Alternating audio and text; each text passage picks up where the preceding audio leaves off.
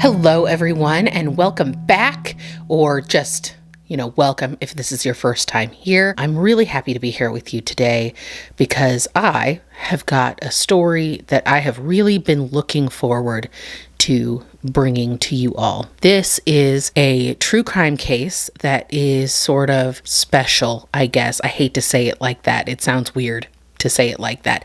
But this was the very first true crime case that I remember ever hearing about. This is the case that started it all. I was way, way too young to be watching true crime. I'm not 100% sure, but it was the early 90s. I was probably 5 or 6. And it was a story about this guy named Ira Einhorn, who they called the Unicorn Killer because Einhorn, by the way, if you didn't know, Einhorn, directly translated, is the German word for unicorn. Makes sense. But this guy was sort of a former hippie guru turned murderer turned guy on the lam. And at this point in time, when I was hearing about this when I was a kid, he had been on the run for something close to 20 years.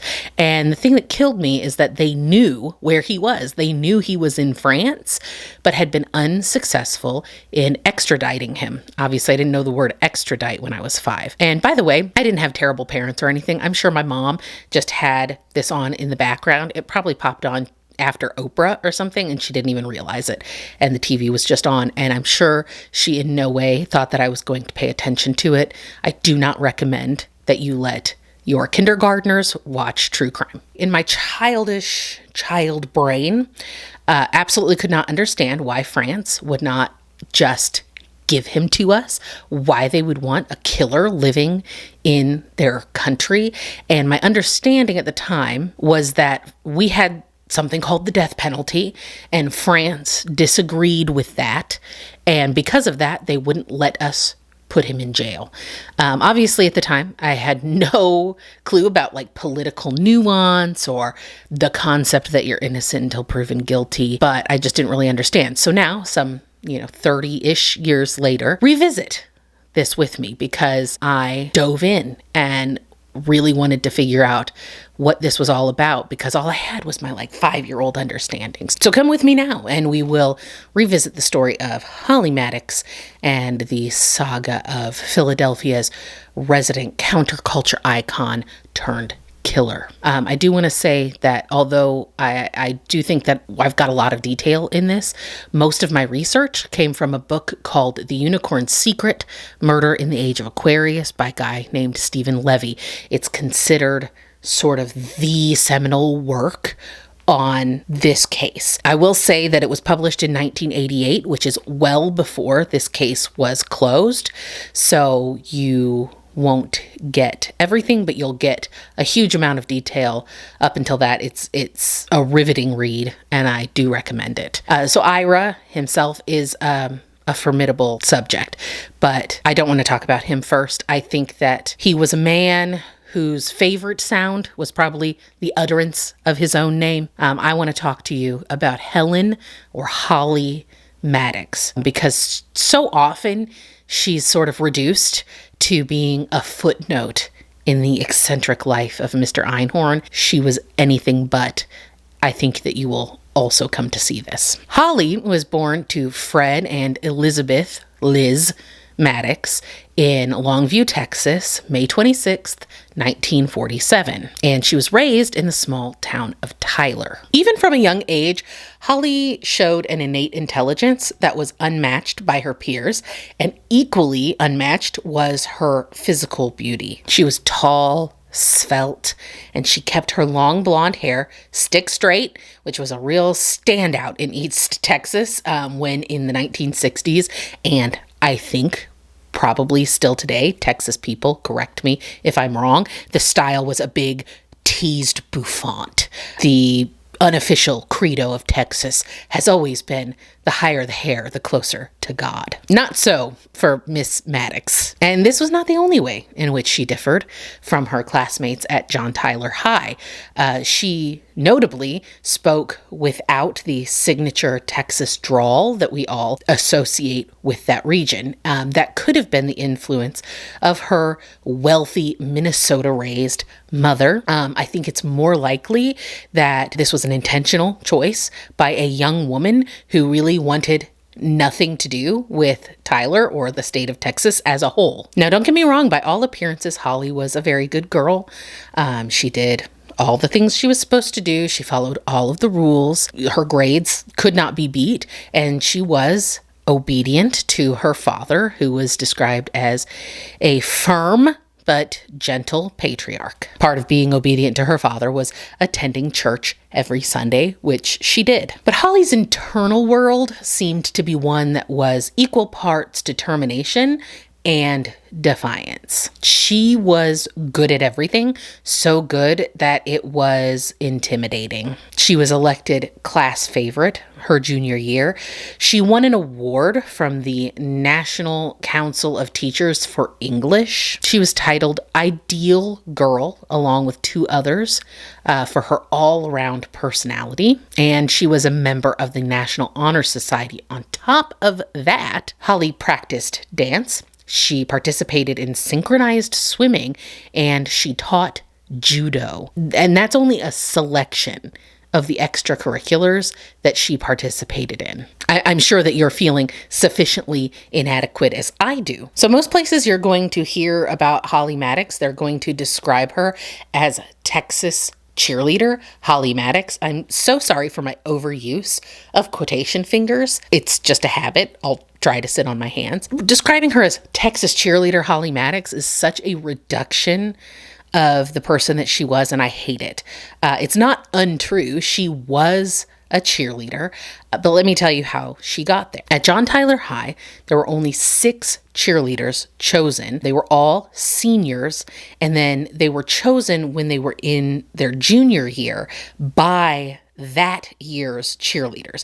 It was a very competitive club, one that girls would work for their entire high school careers by participating in the right clubs and groups and knowing the right people. Most of the cheerleaders were chosen out of a group called the Blue Brigade, which from what I can tell is a sort of pep squad for underclassmen. Well, her junior year, Holly decided she wanted to try and get on the cheerleading team. Holly was sort of a social misfit. She was well liked, as you can see. She was voted ideal girl and all of that stuff.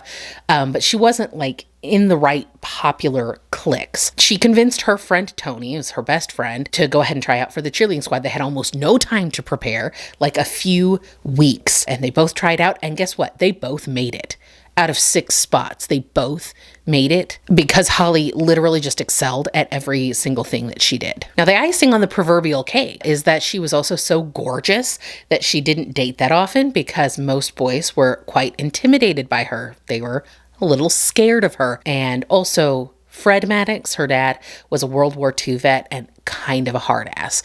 So when her milkshake did bring the boys to the yard, old Fred usually kept them in line. She tended not to dress like her peers, and she somehow seemed more mature than they were. That might have contributed to her classmates' sort of perception that she had this untouchable, ethereal beauty. One friend said she seemed more European than East Texan. So that's the outside Holly, the visible Holly, if you will. She seems like she'd be outgoing and lively. But she wasn't really. Her mother said that she was quite reserved. She had this kind of internal brooding quality. She didn't share her feelings with anybody. She wasn't really very open. It seemed as though everything that she managed to achieve was achieved through pure spite, which is a girl after my own heart. But it was kind of like her boundless success, both in and out of school, was cultivated as a kind of middle finger to the town of Tyler and the state of Texas. And why is that? Nobody really seems to know. Her mom says that before junior high, Holly was very lively, very bubbly little girl. Seemingly overnight, everything changed. She didn't become angry per se, but she was withdrawn. Her parents suspect that she may have encountered some bullies in middle school who were from like the wealthier part of town and might have looked down on Holly for being from the wrong side of the tracks. Although the Madduxes were doing just fine for themselves, but they were by no means wealthy. Liz Maddux had grown up rich with like butlers and maids, the whole shebang, but that was a far cry from the circumstances in which she was raising her own children. Still, though, they weren't like poor. If we look at some of Holly's classwork from this time, we can see that she may have had some deeper thoughts going on than her well-mannered, clean-cut, church-going exterior let on. There is a 12-page paper on the origins of witchcraft, a deep dive into the works of Bram Stoker, which he wrote Dracula, if you did not know that. And there was a short story that she penned titled The Model Mother, which is a story of a father who works late in a laboratory and his nagging wife. It's written from the perspective of the child in the home and describes the events between the two adults. In the end of the tale, the mother disappears for a time and comes back strangely transformed. There's those air quotes again. It's suggested that she was altered by one of the father's lab experiments. And based on the title, we have to assume into a more devoted and amiable partner. Emo queen, we love her. But it does make me wonder if there was maybe even a little bit more going on at home. You know, not every fictitious story has basis in reality. You know, whatever it is, it might have been just a injured ego from childish snobs at middle school that changed Holly. There might have been more going on at home. Almost anything can cause a personality shift in a 7th grader, including just good old-fashioned teenage angst. But whatever it was, one thing is for absolute sure. As soon as she could, Holly got the hell out of Texas, much to the chagrin of her father. Her grades and her SAT scores were so good that she probably could have gotten into any college that she wanted. But her maternal grandmother's position on the board of directors at Bryn Mawr College definitely did not hurt her chances of getting into the elite private all-girls school in Pennsylvania. So Holly had finally realized her dream, a life outside of Tyler, away from the small-town rednecks and social hierarchy she didn't really jive with. She had hoped for a different life, thinking that she might get along a little bit better with the East Coast elites, who she thought she might have a little more in common with, perhaps. She showed up at school with starry eyes and her pet possum in tow. And although she did find herself in a world much different than the one that she was raised in, she quickly found that she really didn't fit in any better at Bryn Mawr College than she had at John Tyler High. Holly continued to be very withdrawn and private. Couple that with her waif-like appearance, her stunning beauty. Many of her classmates and dorm mates mistakenly read her as condescending or even snobby. In truth, though, she was just really insecure and guarded. Those who did get to know her found her to be a warm and friendly person. But unfortunately, she did not make very many close friends during her tenure. She did continue her passion for dance, although she maintained that she had no intention to pursue it professionally. She believed that she was actually too large to be a professional dancer. I think it's important to note that her dance instructors denied that that was the case. And I think that that disconnect really gives us a clue as to how Holly viewed herself and how that self-image may have differed a bit from reality. She did later go on to develop some disordered eating habits. And I do think that it helps us understand why she never seemed to have a clear view of who she was or what she wanted for the future. Something Holly did take away from her time at Bryn Mawr was a different perspective on politics than what she had been exposed to in conservative Texas. This was the mid-60s. The U.S. at the time was involved in a conflict in Vietnam. It was the first time that a military action was being brought almost live right into the living rooms of the average American. The draft stole a whole generation of young men right out of high school to go fight in a foreign jungle for a cause that no one seemed to be able to really enumerate. The horrors of World War II, which had ended barely 2 decades before, still loomed large in the American psyche. Although that time period is now highly romanticized, the truth is many Americans did not think that we should be sending our boys to go fight and die for something that was largely considered a European problem. In the case of Vietnam, a small Southeast Asian country that seemed to be of almost no political significance whatsoever, they liked it even less. We had already spent years in Korea in the 1950s, and for many Americans, especially young people, the continuation of war, the constant loss of life, the ever-plodding march of American soldiers on foreign soil, all for the sole purpose of stemming the flow of communism in countries that were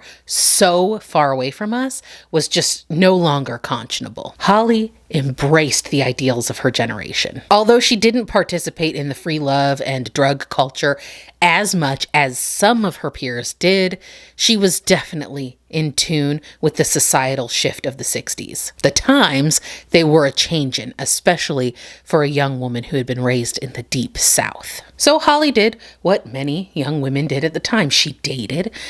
She was sexually liberated, as was the style. Several of the men that she had relationships said that Holly never wanted to feel tied down. She always insisted on being non-exclusive. And the minute anything started to look too serious, she would take off. She prized her freedom above all. But she was what we would call a serial cohabitator. So she would take up with different guys, live with them, usually not for that super long, and then move on. Now, maybe Holly needed her freedom so badly because she really had no idea what she was doing with her life, and she needed to not be tied down so that she was free to go wherever the wind may have blown her to her next potential opportunity. She also had a deep insecurity that probably influenced her habit of cohabitation, sometimes with sort of questionable men. She didn't seem to really have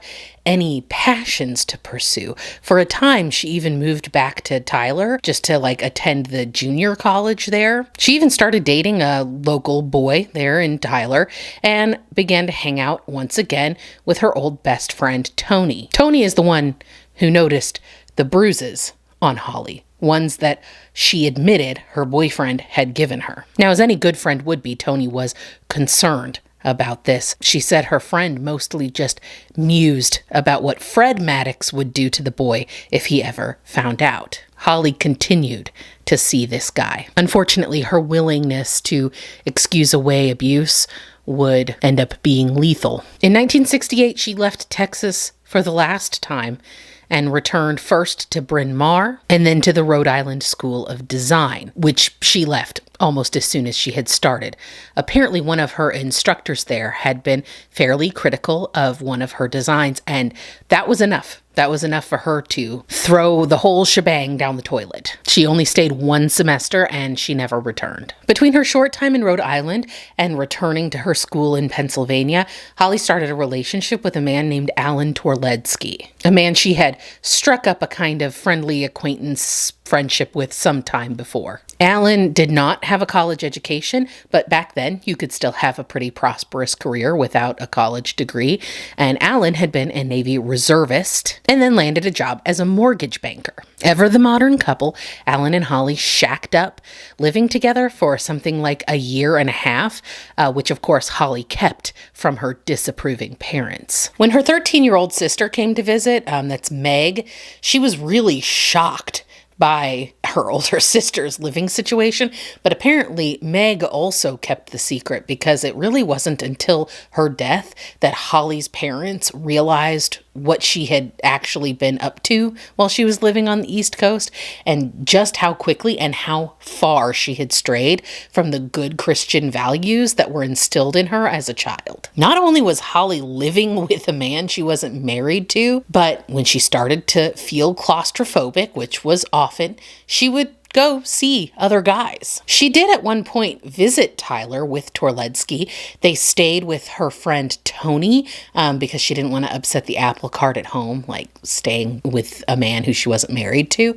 But Fred Maddux really liked Torledsky. He seemed fairly impressed with the young man, and it didn't bother him at all that Alan was Jewish. And although it didn't bother Fred, I think that it kind of bothered Holly that it didn't bother Fred. Do you know what I mean? Like, I think that she was hoping to shock her very Christian parents by the fact that she was dating a Jewish man, and like that didn't work. Fred just thought he was a nice young man. Now, Tony said she was really surprised by how much Holly talked about her sex life. Again, kind of like she was looking for some shock value. She was also surprised by how her friend described that she preferred to date Jewish men. She said she was drawn to them. Tony's word was fascination.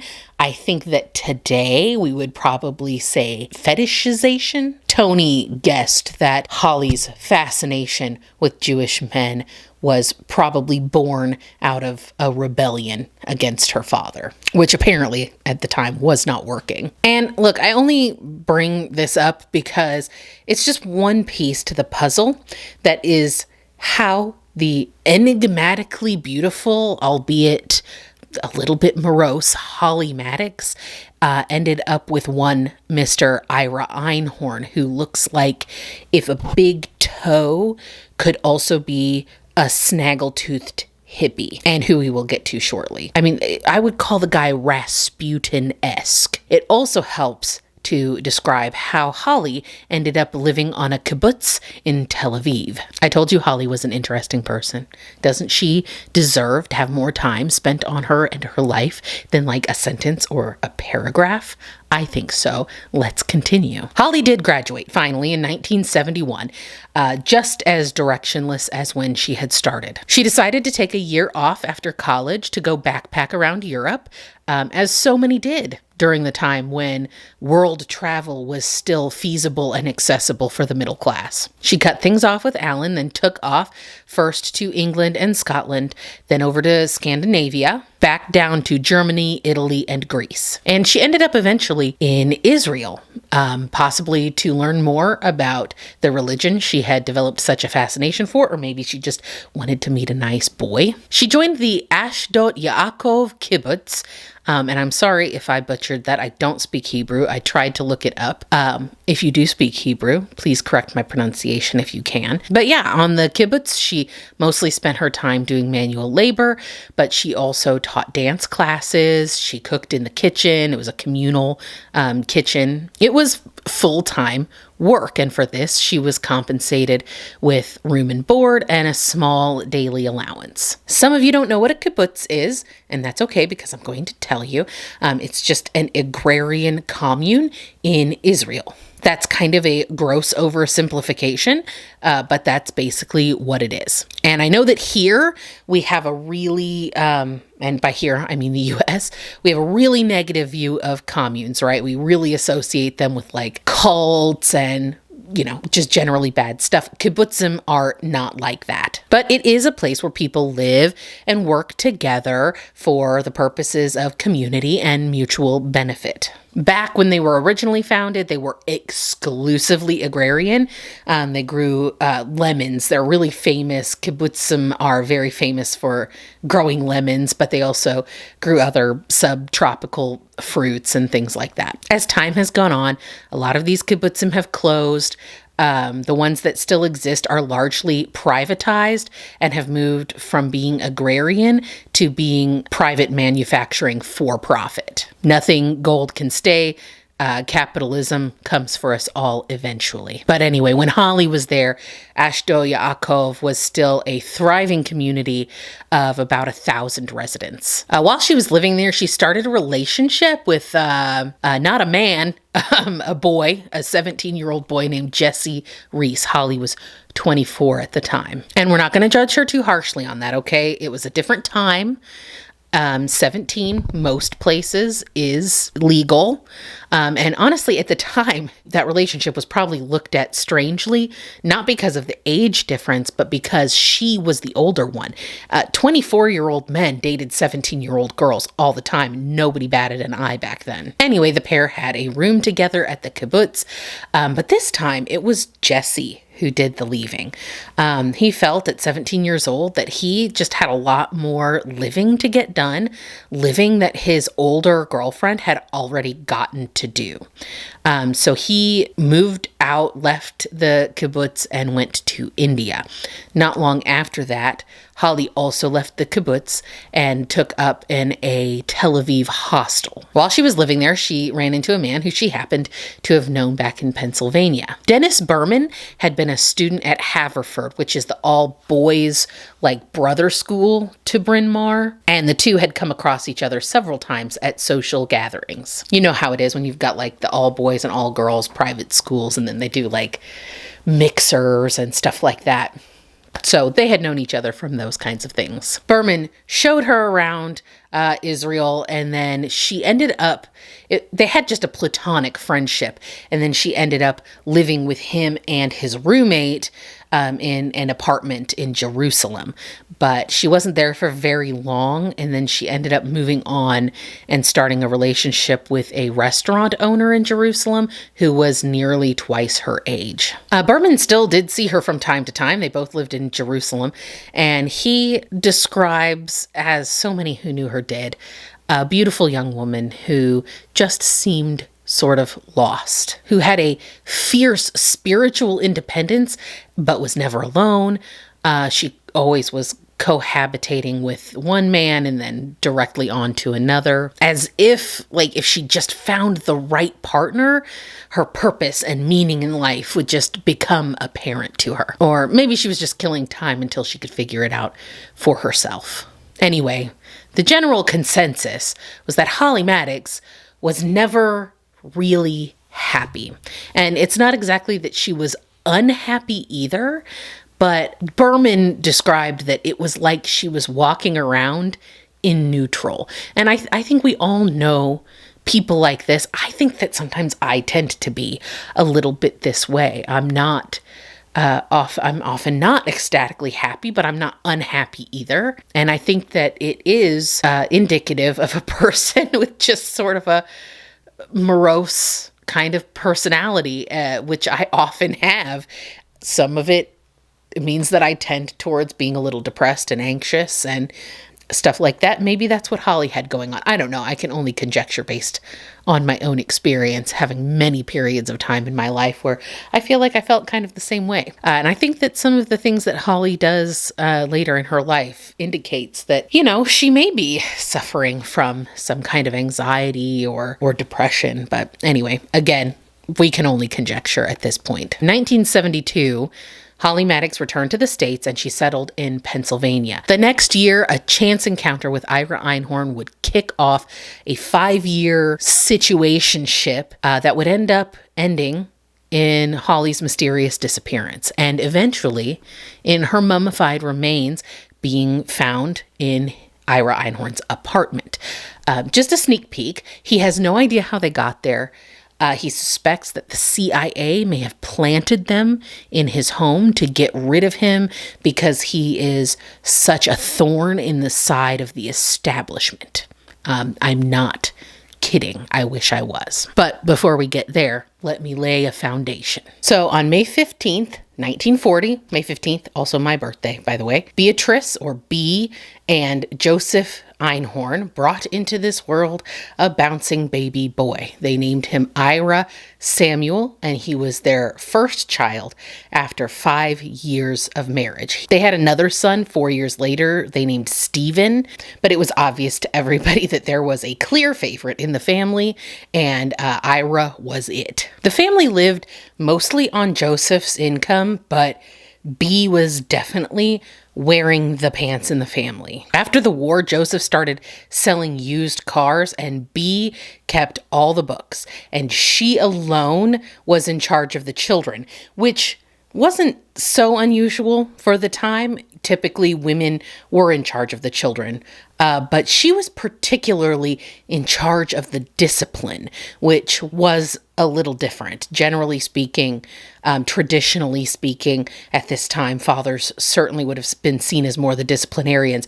But Bee thought her husband was far too easy on the children. And so she took care of all of that. Joseph was, by his nature, a very sweet and gentle man. That is what attracted Bee to him in the first place. It may be that she sensed that a more headstrong partner would be a little too much and override her really take charge attitude. But for whatever reason, that's one of the reasons she said she picked him, was because he was so sweet. And Joseph's income and Bee's household management afforded the family a nice, comfortable, middle-class lifestyle in a good Jewish neighborhood in Philadelphia. It became clear very quickly that Ira was a very gifted child. He learned to read at a very young age, and from the moment he could, he would be found with a book in his hand.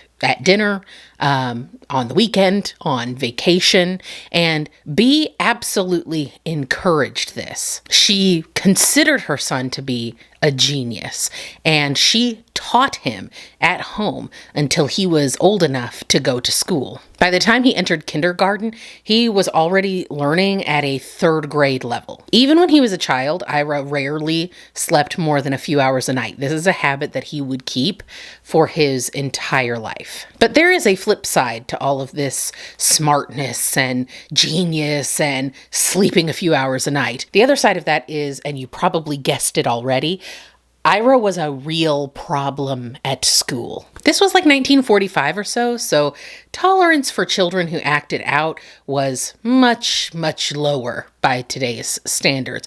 There was really no understanding for kids who had neurodivergence, for instance, or weren't being challenged in school. A kid that couldn't learn to sit down, be quiet, and do their work had very little recourse. And that was exactly Ira's problem. He constantly spoke out of turn, disrupted the class, wouldn't sit still. His academics were fantastic. He had top grades in everything, but he was being held back by his behavior. Little Ira was clearly bored out of his mind, and he hated going to school to the point that he would throw up every morning. His teachers had recommended that his parents move him forward a few grades so that he could be a little more challenged. But Joseph was really concerned that this would cause his son some social problems, so they refused to do it.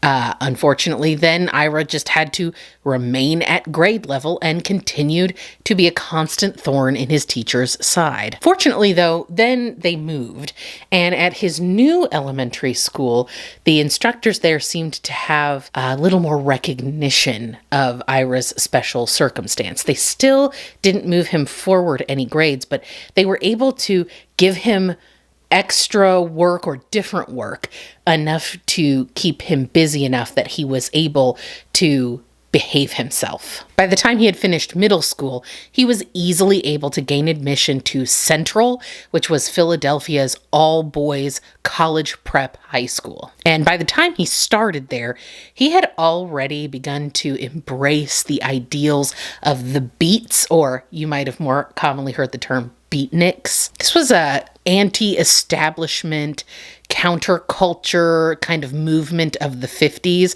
that was the spiritual precursor to the hippie movement of the 60s. I would hazard a guess that many of the beatniks who were wearing black berets and sunglasses at night while sipping their espresso coffees at live slam poetry readings just sort of transitioned into paisley tops and big flare bell-bottom jeans as the decade moved on. Anyway, Ira, at the tender age of 13, was completely unbothered by anyone's opinions except his own. He started wearing Bermuda shorts, which was an unthinkable style choice for a boy of his age at the time, and he started playing around with free association poetry, and he was constantly challenging his teachers. He had a way with words and vocab that one classmate called mesmerizing, and he could and did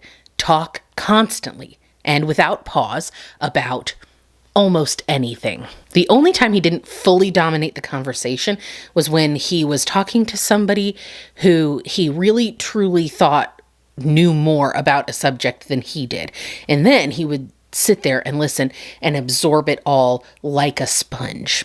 And if possible, he would find out where it was that they got their information and then go seek those sources out himself so that he could kind of draw his own conclusion from the source material. Now, every eccentric person seems to have sort of a pet habit, and Ira's was taking baths. He took a bath at least once a day, and I'm not talking like a quick dip. I'm talking a long soak, and not to get clean, to just sort of luxuriate and think. For whatever reason, his mind seemed to be clearer when he was in the tub, and he would sit there and he would have friends over, and would just send them up to the bathroom, and there would sit Ira in the tub, turning into a prune, and with his notebooks and books all around him with his little annotations. And I was about to say sticky notes. I don't think they had sticky notes at that time, but he would have made little notes and marked pages of all the stuff he was studying, and he was, writing things down in the tub. I've always been impressed by people who can read and do stuff in the tub, because I just get everything soaking wet. But this sort of might have been an extension of just his overall habit of being naked. Later on in his life, he was frequently naked. Even when people were around, he seemed to be quite comfortable being nude, but I'm getting ahead of myself. So with all of this book reading and poetry writing and studying, you might get the idea that Mr. Einhorn was a kind of scrawny Poindexter type, and nothing could be further from the truth. He was on the shorter side, but he was a big guy, and the summer between his 9th and 10th grade year, he decided he was going to get strong. He completely focused on working out for that whole summer, and he got way buff. He came back to school super ripped and immediately joined the football team as a halfback. I don't know what position in football that is, but maybe one of you out there does and will be impressed by it. Similar to Holly Maddox, Ira seemed to excel at everything he touched. Unlike Holly, he seemed to have a certain confidence and self-assuredness that Holly didn't have. But there were some aspects of Ira's personality that were a little less positive than being extremely smart and extremely driven. The same confidence that allowed him to interact with his teachers like they were his peers, for instance, or kick butt on the football field, also made him a little bit macho.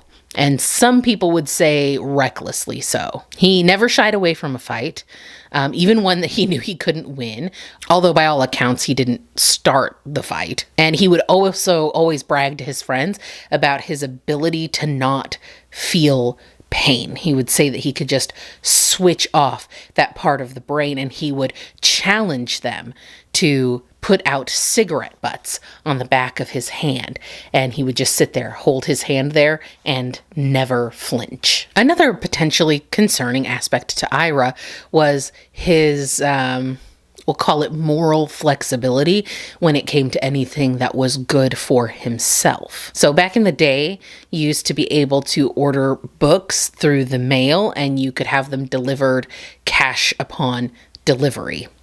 Obviously, this is not a practice that happens anymore. But you could join like a book club or something like that, and they would send you books, and then when you received them, you were then supposed to pay for the books. Ira would sign up for all of these book clubs that he could find with no intention to pay whatsoever.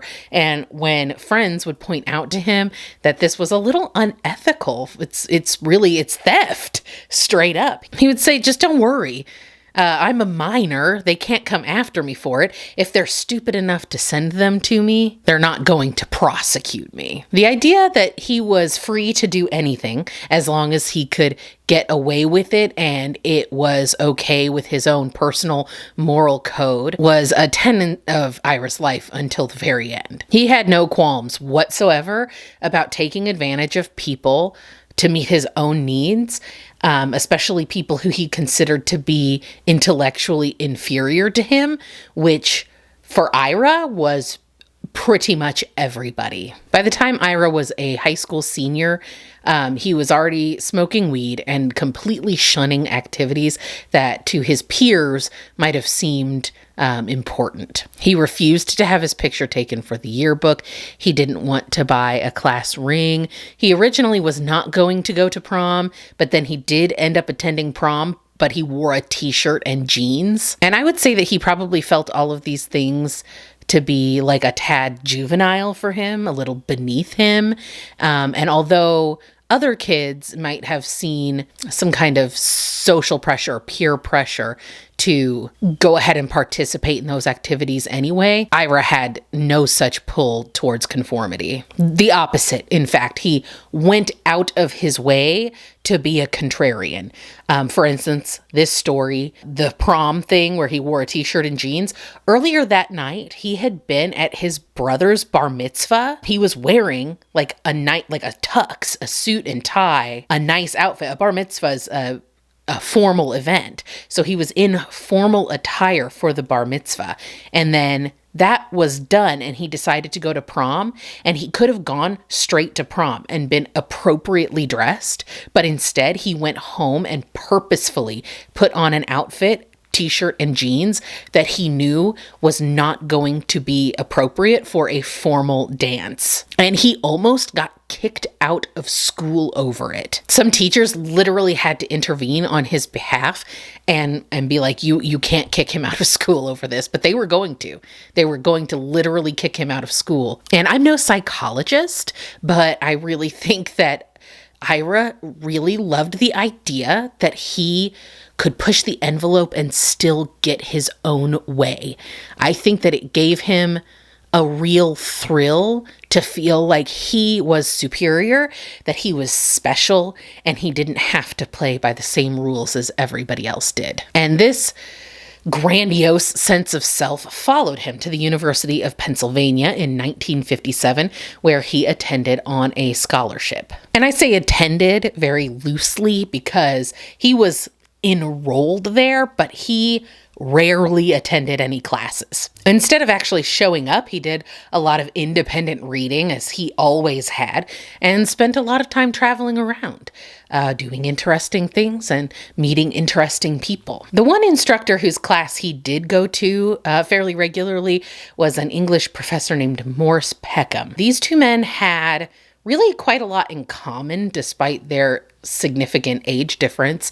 Peckham was considered kind of a maverick in his field. He sort of garnered admiration and frustration from his colleagues. His work was mostly done solo. He didn't collaborate a lot. And that is probably because, like Einhorn, Peckham viewed nearly everybody as being stupid, or at least more stupid than him. Previous to joining Peckham's class, Einhorn had been a physics major, but hard science was just not really cerebral enough for him. He was passing all of his classes very easily, and he was just really bored. And so he decided he was going to switch to literature. Einhorn saw Peckham as a kind of intellectual father figure, and Peckham, in turn, a man who was impressed with almost no one, was really quite taken with the young man. And their bond ended up extending beyond the classroom. They would meet frequently to discuss different ideas and literature and all of those things. Eventually, Peckham gave Ira a key to his house.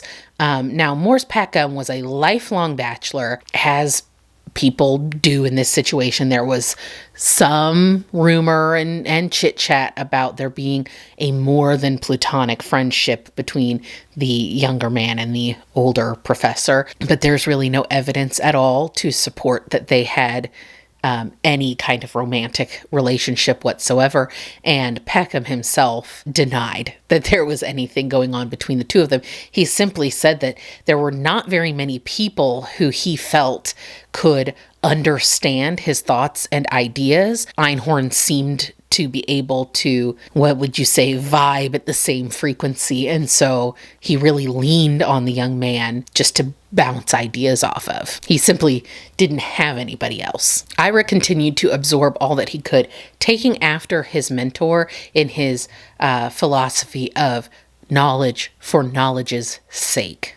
He took a particular interest in the humanities and the social sciences, philosophy, sociology, history, psychology. At Peckham's urging, Einhorn did stay in school. He had been thinking about dropping out. He didn't even go anyway, but he decided to stay because Peckham told him it would be a good idea. But he did hit a little bit of a snag when it came time to graduate because he never went to class. And so when he applied for graduation, most of the teachers would allow him to pass. Like, they would pass him because he would turn in his final paper or his final test and he would pass it. And so their thought was, well, it doesn't really matter if he was here or not. He obviously mastered the course material, so we'll pass him. But one professor refused to do this. I mean, by the guy's own admission, he only went to like 5% of his classes. One whole semester he spent in Vermont, but he was incensed that this professor refused to give him a passing grade just based on his final paper. But he said, there's no way that I can give a passing grade to a student who I've literally never seen.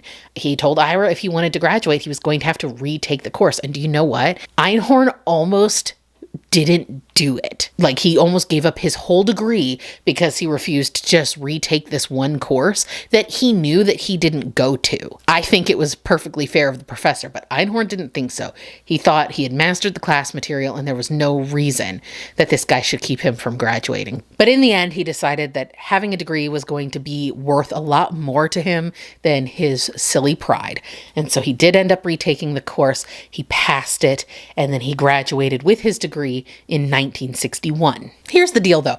Ira didn't really know what to do next. He had a pretty good idea of what he didn't want to do because he had done some like summer jobs, and like he worked in a blast furnace for a while. He tried out working for the post office, and there was one thing he knew for sure, and that was that labor, having a job, not for him. Ira, the boy genius, was far above having to toil like some regular man. He wanted to be a lifelong student. Learning was going to be his primary occupation, which sounds great, except for one tiny hiccup. That line of work generally does not pay the bills. And there are two ways to combat this. One is to have little to no bills, and the other is to just freeload and grift your way through life. Ira Einhorn employed both of these strategies, and to much greater efficacy than he had any right to. So Ira bounced around for a couple of years, traveling a lot, and just ostensibly he was writing a book, which was kind of a lifelong project that he never truly completed.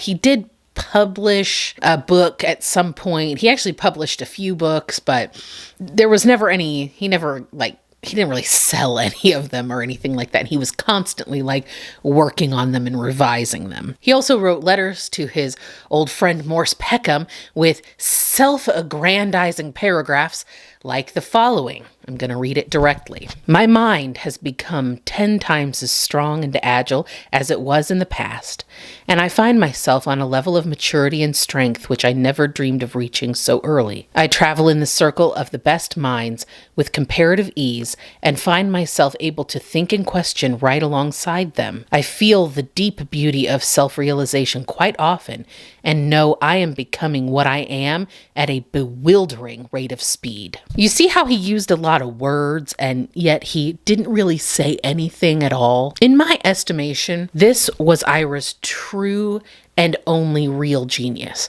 The ability to convince other people that he really was something, when in fact, he was nothing. Let me give you a little insight. Truly intellectual people don't need to go around explaining to everybody how smart and mature they are, okay? A lion doesn't need to write a treatise on how sharp its teeth are. You just know because you can see it. But Ira was good enough at taking in information and knowing when and to whom to spit it out to, that he was able to utilize this skill as any good con man can to get close to influential people. Some such people were the authors of the very books that he devoted himself to so completely. The leaders of modern philosophy at the time, like Alan Watts and Stephen Kuhn. Now, I don't know what any of these guys thought of Einhorn per se, but they did correspond with him quite a bit. And he also had reached out to a number of other authors who intrigued him. Eventually, Ira did enroll himself in a master's program at Penn State. This was, part of his lifelong student academia pursuit. And while he was studying there, he moved into a large apartment in an area affectionately known as the Piles, which can be thought of as sort of like the Greenwich Village of Philly. It was kind of a little bohemia. He was quite happy there. His outgoing personality and superficial charm guaranteed that he could usually find somebody to feed him, and the $72 a month rent split with a roommate was easily subsidized by selling a little bit of the devil's lettuce to other residents in the apartment. He imbibed quite a bit of the green stuff himself. He also experimented with LSD, and he cultivated an ever more estranged relationship with clothing and hygiene. And it's really your kind of standard hippie stuff. Honestly, he probably was not all that out of place in the Piles, but he was finding himself more and more out of place in academia. He eventually ended up leaving his master's program, which was really a surprise to no one except for his old mentor, Morse Peckham, who had always held out hope that as Ira got older and matured, he would start to take on the kind of more serious attitude that it takes to make your way in academia, and also somehow turn that into a more stable profession. Ira had no such motivation. He thrived on chaos. He had no interest in buckling down and doing any kind of work that disinterested him simply because it was a means to an end. If he had been born a few decades later, they would have had this cat on a hefty dose of Adderall. I guarantee it. After Einhorn left school, Peckham started to see him in a different light, finally recognizing him for the unoriginal charlatan that he actually was. He said, "I began to feel that talking to him was like being in an echo chamber, just my own ideas being fed back to me without any modification or any thought on his part." Even through his doubt, though, Peckham still remained friendly with Ira. Ira still had a key to his apartment. Peckham still invited him over to gatherings with his colleagues, but Einhorn's drug use was becoming a bit of a sticking point with the older man. And one day at a get-together with a lot of Peckham's colleagues, Ira thoroughly embarrassed him by going on an absolute rant about how great pot was. Peckham had just about had it with his young protege. Finally, at some point, someone suggested to Peckham that Ira might actually be using his basement to secure away some of his stash. And Peckham was done. He changed the locks. The two men never associated again. Peckham simply stated to people that he had dismissed Einhorn, and Einhorn claimed, something almost certainly a lie, that the older man had approached him and had wanted more of a romantic relationship, and Einhorn had turned him down. You will find that nothing is ever Ira's fault that might diminish his character, and yet, if there's something positive, Ira is always right there to take full credit, which consequently is exactly how he ended up being known as the founder of Earth Day, but we are going to get to that in a little bit. After this, Ira Einhorn just spent some time piddling around Philly. He was kind of a busy guy for a guy who didn't do anything. In the mid-60s, the hippie movement was still very fringe in Philadelphia. Honestly, it was kind of fringe everywhere. Most of the hippies were out on the West Coast, specifically in San Francisco. And this is precisely why, despite his numerous trips to California, Einhorn always returned to Philly, because why be a small fish in a big pond when you can be the only fish getting all the attention of all the other fish by stinking up the whole pond with your BO and patchouli oil? And I'm sorry, it sounds like I'm hating on hippies. I don't hate hippies at all, but I do hate guys like Einhorn, hypocritical sycophants who latch onto a movement not because they have any actual ideals surrounding it, but because they know that they can use that to manipulate people to get what they want. And make no mistake at all, influence is what Ira was after, mostly influencing people to support him for doing nothing and influencing young women to sleep with him. In 1967, San Francisco held their first ever Be-In, a cultural phenomenon that would become ubiquitous with the hippie era. At this Be-In, which was held at Golden Gate Park, modern philosophers like Alan Watts came to speak, and like every rock band was there, and it ended up being something like 25,000 people. It was like Coachella, except instead of costing thousands of dollars, it was free, and instead of being full of Instagram influencers, it was full of hippies. Probably about the same amount of mind-altering substances, though. Actually, it was probably more like a flash mob, because these events were never really highly coordinated and polished. That was the point. People just showed up at the assigned place and time and just existed together. Hence the name. They just bead in. Ira, never to be outdone, really felt that Philadelphia needed its own Be-In, and of course, who was perfect to coordinate that but himself. People really doubted that this idea was going to work. After all, we're talking about Philadelphia, not exactly the hippie mecca. The commissioners of the city gave permission for Ira to use Fairmount Park for this event. They probably didn't think it was going to be a big deal. I'm sure they thought it was going to be like Stinky Ira and a few of his friends just hanging out naked in the park. They were wrong. About 2,000 people showed up to this event. Way more than anybody expected. More, I think, than Ira probably expected. And to him, this was a roaring success. And moreover, it permanently solidified Ira Einhorn as Philadelphia's hippie king. But you know, all things must eventually come to an end. And in its due time, the 60s gave way to the next decade. Slightly less radical, incrementally more stable. Vietnam was drawing to a close and would be completely over by 1974. And the hippie movement began to change too. The movement, which was mostly adhered to by college students, simply could not continue to exist as it had before. These kids were graduating from college and mostly going off to become the young professionals that their parents always intended them to be. And we have to remember here that the generation we are talking about are the boomers, okay? And it can be hard to remember. They have a really bad reputation as a generation. But I want you all to remember that there are and were cool boomers, right? The ones that suck now were probably squares back in 1969 too, so we can cut them a little bit of slack. But the point is that the 70s brought new kinds of revolution. The 60s were kind of all about being anti-war. The 70s were more about being pro-things, pro-black, pro-choice, pro-gay rights. And Ira was not at all interested in giving up his position as Philadelphia's favorite far-out wackadoo. But if he wanted to maintain this influence that he had so carefully cultivated, he was going to have to sell out.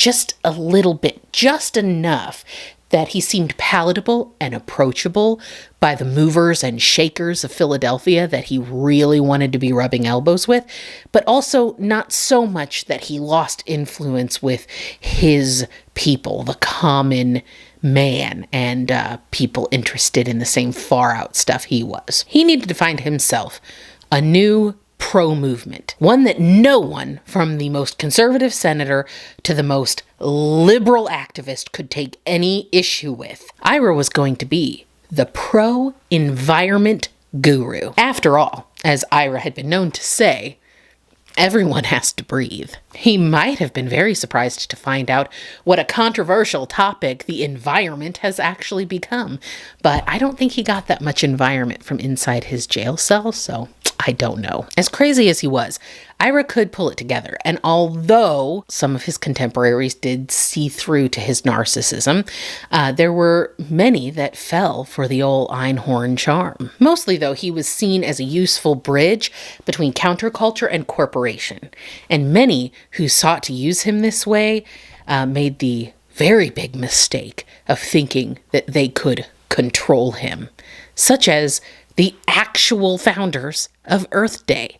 See, I told you we'd get there. So way back in 1970, some senator with the unbelievable name Gaylord Nelson declared that there was going to be an Earth Week. And a group of students and faculty from Penn State decided that they were going to organize a series of events to celebrate Earth Week that would culminate in Earth Day. Among these was 20-year-old Austin Liebrock and environmentalist Ian McHague, who you may not know. He was like a forerunner of city environmental planning. One of the reasons that your cities all have green spaces. Anyway, Austin approached Einhorn because it was thought that not only could Einhorn kind of bring his counterculture influence to make this event a big deal, but his involvement would also help make corporations who, generally speaking, were not a big fan of environmentalism because,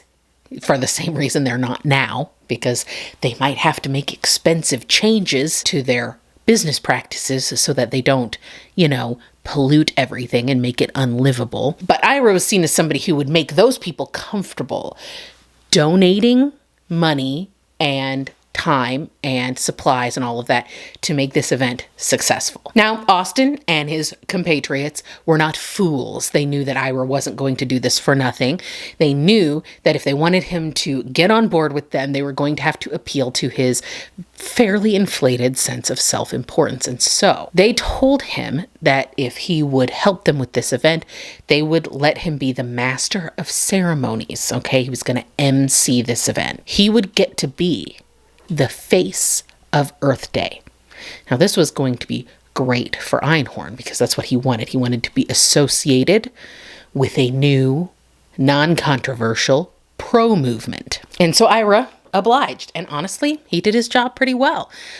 He did what he was supposed to do. He was friendly with a councilman on the city council. The city council overall was very pro-business, conservative, whatever. And they were not that into getting on board with this, but he had the ear of one of the council members, and through him was able to influence the rest of the council that this was going to be a great idea and this was going to look really good on the city. They were mostly afraid that this was going to cause teams of unwashed radicals to flood the city and foment discord in the community. All of this really solidified Ira's position as somebody who could be friendly with city council members, despite his lack of credential and general weirdness. After this, he kind of started to be thought of as a genuine community leader. Ira also managed to drum up many apprehensive corporate donors. He basically did exactly what the founders had wanted him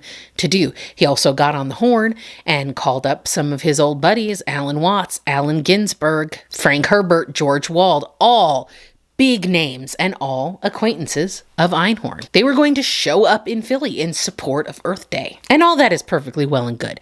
But the problem is that Ira was ultimately a big flake. He was never really in the inner circle of planning, as Austin Liebrock puts it. And yet he felt very much as though he should have as much or more say in the way that things went when he did show up. Have I mentioned that Ira was very self-important? I think that I have. An Earth Week parade held on the 21st of April saw Einhorn riding on the back of an electric hay wagon with the cast of the Broadway musical Hair. And then, when they got to their destination, he got out and started performing on stage with them, loudly singing a rendition of Let the Sun Shine. Ira was totally in his element. Center stage, all eyes on him. As far as he was concerned, no one was there to see Ralph Nader, who was also there, by the way. They were there to see him. And it was just a taste of things to come the following day. At the Earth Day celebration, Ira took a position much more than just an MC. The attention, the crowd, the buzz. The unicorn had evolved to his final form, Ultra Unicorn. He took it upon himself to rearrange the schedule of speakers, leaving it kind of dubious as to whether they were going to even have time for everybody. And between the speakers and the performers, Ira would be wandering around back and forth on stage, shouting his philosophical and bizarre poetry into the microphone. CBS was supposed to broadcast a speech by Ed Muskie, who is a senator from Maine who had recently run for president. But instead, Ira put on a rock band. Now, CBS is there, waiting to film. They have time slots that they have to fill. No, Ira didn't care. He put on a rock band, and he stayed on stage the whole time, singing and dancing. Finally, another one of the event coordinators, Ed Furia, approached Einhorn and was like, "You need to clear the stage. We have to put Ed on." To which Ira replied, "I'm not leaving this stage. If you want to physically remove me from this stage, you can do it.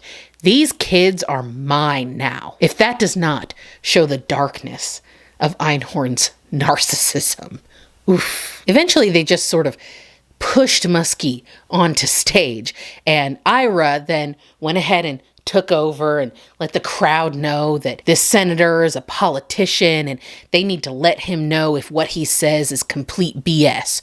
And after that, he kissed Muskie right on the mouth. Ira would go on to tout himself as the planner, director, and founder of Earth Day. In many ways, he's kind of gone down in history as that, because he was ostensibly the only and certainly the most visible person on that day. But the truth is, the actual founders of Earth Day had hoped that this event was going to spur real change, awareness, legislation, getting middle America on board with the environmentalism movement, voting. But Ira and his antics nearly ruined everything. Yes, I have outed myself as an Earth Day truther, and I hope that I have convinced you all to join me in spreading the word about this obscure holiday that nobody really talks about. But if one day one of your annoying factoid spewing friends, me, says to you, "Hey, did you know that the guy who started Earth Day was a murderer?"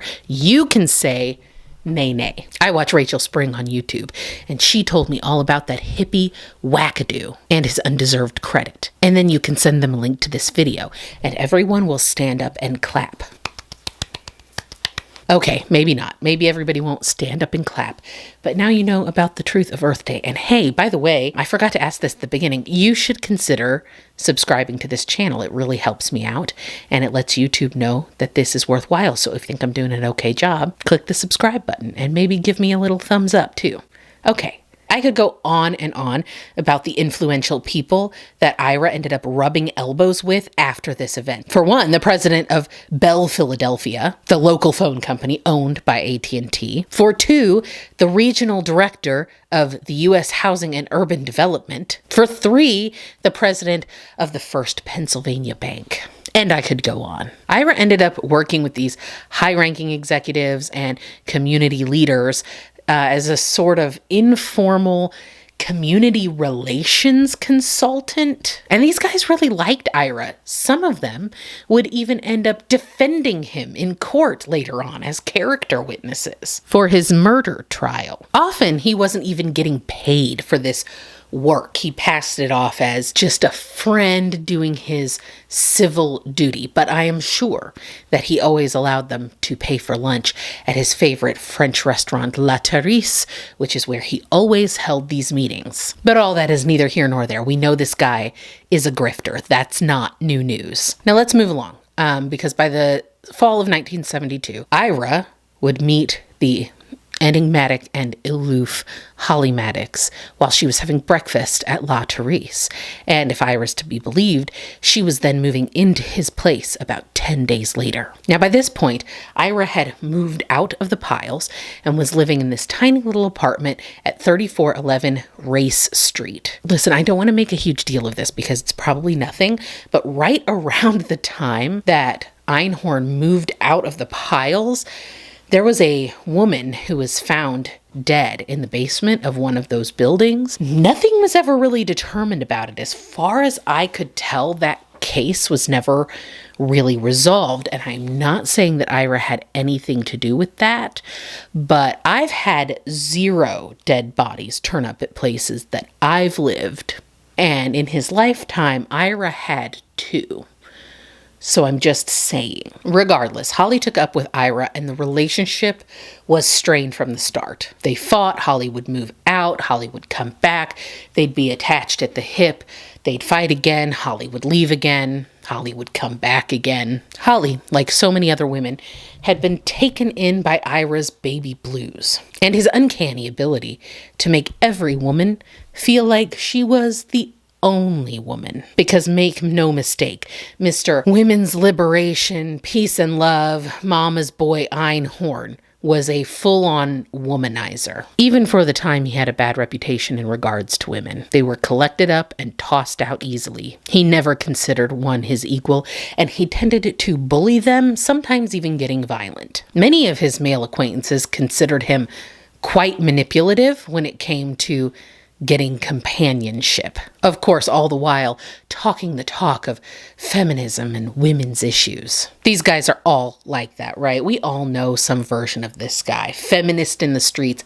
patriarch in the sheets. Blech. And Holly, she had a bit of a self-esteem issue. So getting love and attention from the great Ira Einhorn, who always seemed to have important and influential people surrounding him, well, she was just glad to be in his orbit most of the time. And this is by no means her fault. Guys like Einhorn can sniff out insecurity like a bloodhound. They manipulate and twist women around until they don't know which way is up. So I don't want anybody thinking that Holly's involvement with Ira was in any way a moral failing on her part. She was caught in a tractor beam that she could not escape from, and Ira knew that. He did that with everybody. He was a malignant narcissist. So from your perspective right now, everything just suddenly is different, and I'm wearing different clothes and the lighting is different. The obvious explanation for this, which you probably already guessed, is that I had to stop filming.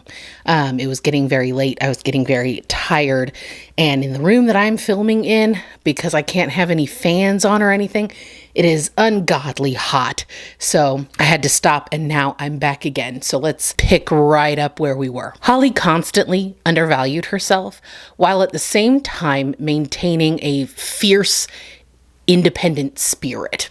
And a common squabble between the couple involved the fact that Ira felt like he should not have to be tied down to just Holly, sexually speaking. He wanted to sleep around, basically.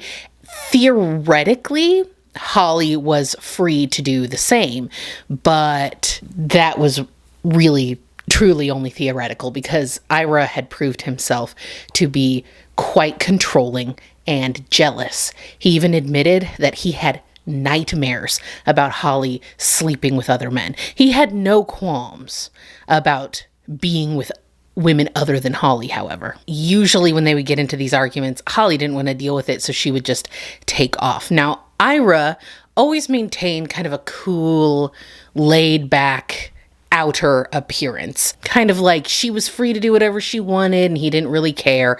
But the fact is he cared very deeply. When she was gone, he pined for her. He would beg her to come back. And ultimately she always did. Now, obviously, I can't know for sure. I didn't know either of these people personally, but I feel like it's possible that Holly, having spent most of her life kind of aimless and adrift, really wanted somebody to latch onto, somebody to adore. And in many ways, she did adore Ira. She did think of him as being intellectually superior to her. In my personal opinion, Ira was more like a spoiled child than a partner. I mean, at this time, he was 32 years old and he was still sending his laundry to be done and delivered back to him by his mother. But at the same time, he was incredibly self-assured, which Holly was not. And he probably had the right mix of both needy and commanding to make Holly feel both beholden to him and responsible for him. What I see is kind of a parent-to-child relationship wherein Holly is the parent and Ira is the demanding, petulant child. But I think that Holly probably saw Ira in some ways as a type of father figure. He was considerably older than her. Anyway, all of that is just conjecture. The point is, I think that there were some things about Ira that drew Holly to him, but his domineering attitude and his insistence on always having things his own way really clashed with this idea of the independent woman she wanted to be. Ira probably just wanted somebody to be at his beck and call, wanted somebody who he saw as being inferior to him, which was almost everyone, and wanted to serve him. And Holly, for the most part, seemed to be willing to fill this role. And it wasn't all bad. Holly seemed to get along really well with Ira's parents, especially B. Einhorn, who, despite the fact that Holly was not Jewish, seemed to really like her too. Maybe Holly's time learning about Jewish culture while living in Israel had endeared her to the older woman, who often helped her to perfect her repertoire of traditional Jewish comfort foods. However, friends of the couple were beginning to get a little bit concerned about the waif-like Holly, and they felt that Ira's domineering and combative attitude was doing some really serious damage to this poor girl and to their relationship. He would frequently yell at her and belittle her in front of other people. And when Holly came to him with some complaints about being dissatisfied in the bedroom, he wasted no time to make sure she understood that that was her hang-up. It was her fault that things weren't good in that area. He had no problem shaming her and making her feel really less than. He also frequently withheld any kind of emotional support. He would just be totally cold to her, and it was becoming very clear that her mental health was suffering. Perhaps Ira's worst offense was when she took him back to Texas to meet her family. They found him to be smelly, brutish, badly mannered, and worst of all, they did not like the way that he treated their daughter. As badly as he treated her at home, he treated her the same way, right in front of her parents. Her mother Liz said of this occasion, he had her so convinced that she was nothing. She was just stupid, and she really didn't have sense enough to go around the block unless he was nice enough to lead the way. He didn't even bother to hide how controlling and disrespectful he was to Holly in front of her father. Shortly after the trip to Texas, Einhorn was invited to co-author a book about UFOs with Ralph and Judy Bloom. Holly was going to come along on this excursion. The couple had rented a cabin in a remote part of New Jersey so that the whole foursome could go and stay there and have peace and quiet while they completely dedicated themselves to working on this book. Ralph Bloom said that Holly hardly spoke the whole time. He wasn't really even sure why she was there. She did not have the same academic background to work on the stuff. She wasn't helping them with the book at all. And she really didn't talk to anybody. He said she mostly sort of was doing domestic tasks like cleaning and cooking. And all the while, Ira was just berating her and bullying her and making her cry. So in this cabin, there were 2 bedrooms, and then the bedrooms shared a bathroom. So you could go into the shared bathroom from either side. Judy said that when you were in that bathroom, you could clearly hear what was going on in the other room, and she frequently heard the other couple arguing. Although she said it really sounded like Einhorn was doing the majority of the yelling, and she is quite sure she heard him hit Holly once or twice. So Judy did what she thought was right. She ended up getting an opportunity to get Holly alone and talked to her about the fact that she should probably leave Ira. He clearly was not very nice to her.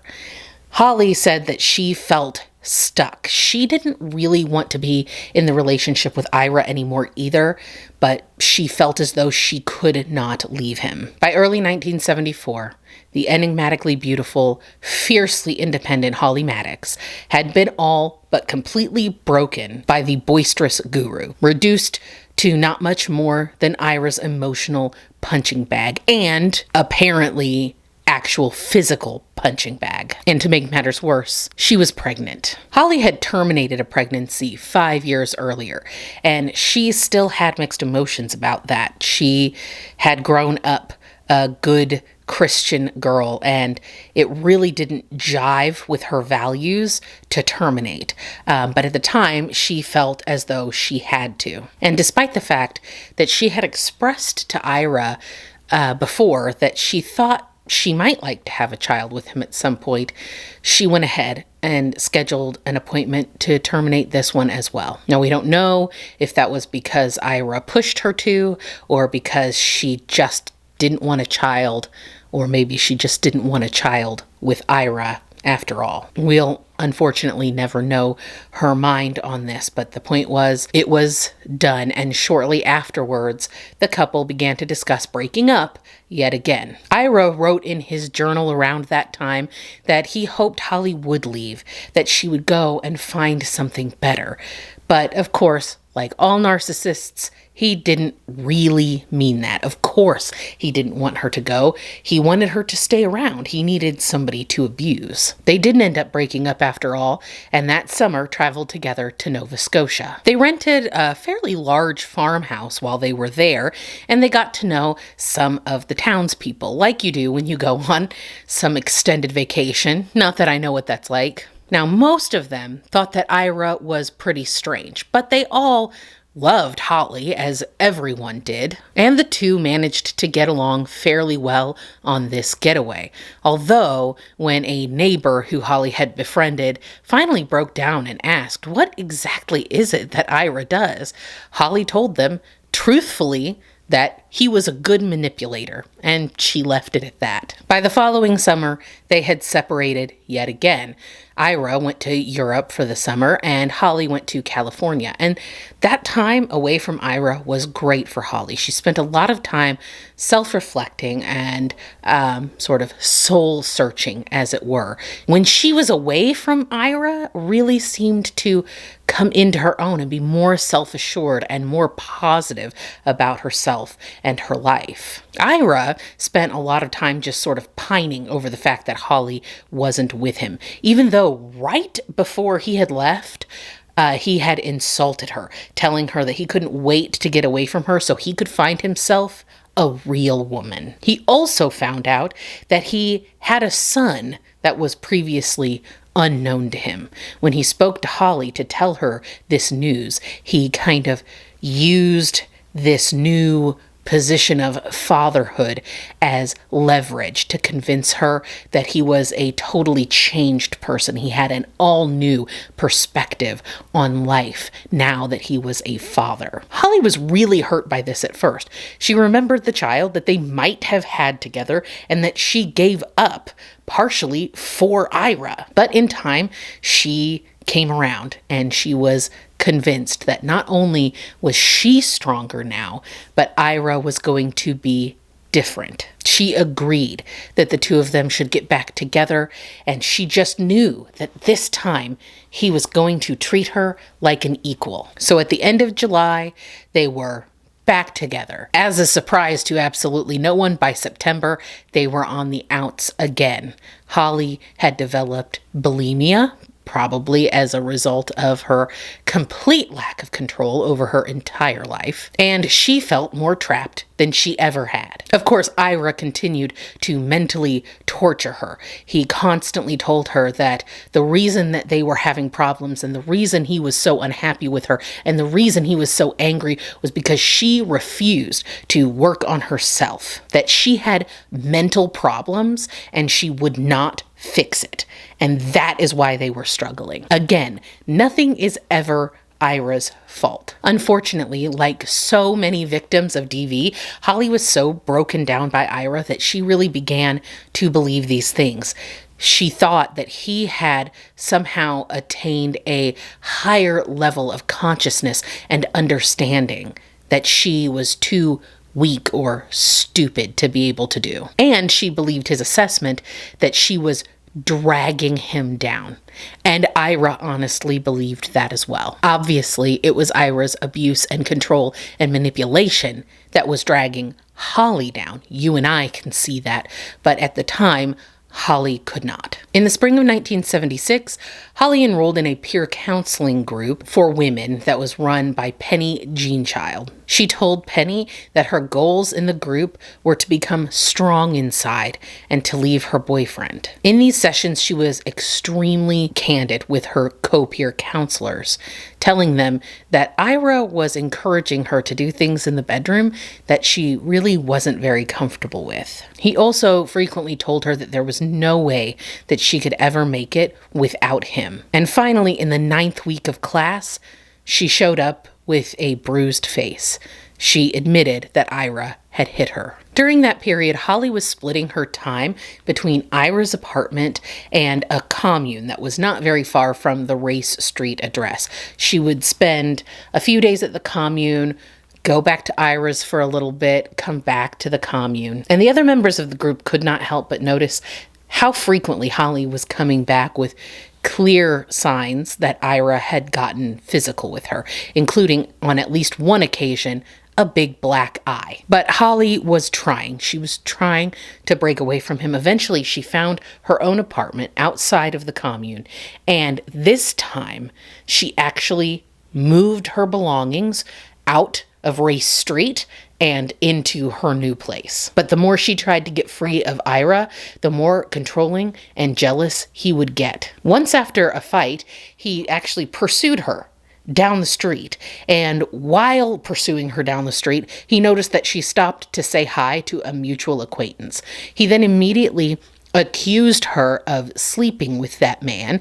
And when she tried to deny it, he continued to follow her all the way to her apartment and then attempted to push his way in. To keep him from pushing his way in, she hit him with her keys. And when she did that, he slapped her full on in the face right there on the street in front of God and everybody. And then he had the audacity to insist that she turn over her diaries to him to prove her fidelity. Even though, mind you, they weren't even together at this point, and he was sleeping with multiple other women. She continued to refuse, and eventually he did relent and go home. But once he got home, he called her, and he kept blowing up her phone and wearing her down, and insisting that the only thing that would get him to stop and to leave her alone was if she agreed to come back to his apartment to spend the night. As she had so many other times before, Holly gave in to his demands. Holly, it seemed, could never break totally free from the master manipulator. That summer, when Ira traveled back to Nova Scotia, Holly went with him. They stayed in the same farmhouse that they had a couple summers before. The place where things between them had been not good exactly, but at least placid. Unfortunately, the hope for another peaceful reconciliation between the two would not come to fruition. Their fights were worse than ever before. Now, to hear Ira tell the story, he was sweet as pie, on his absolute best behavior, and Holly was a wild woman, just flying off the handle and taking issue with his most innocuous words.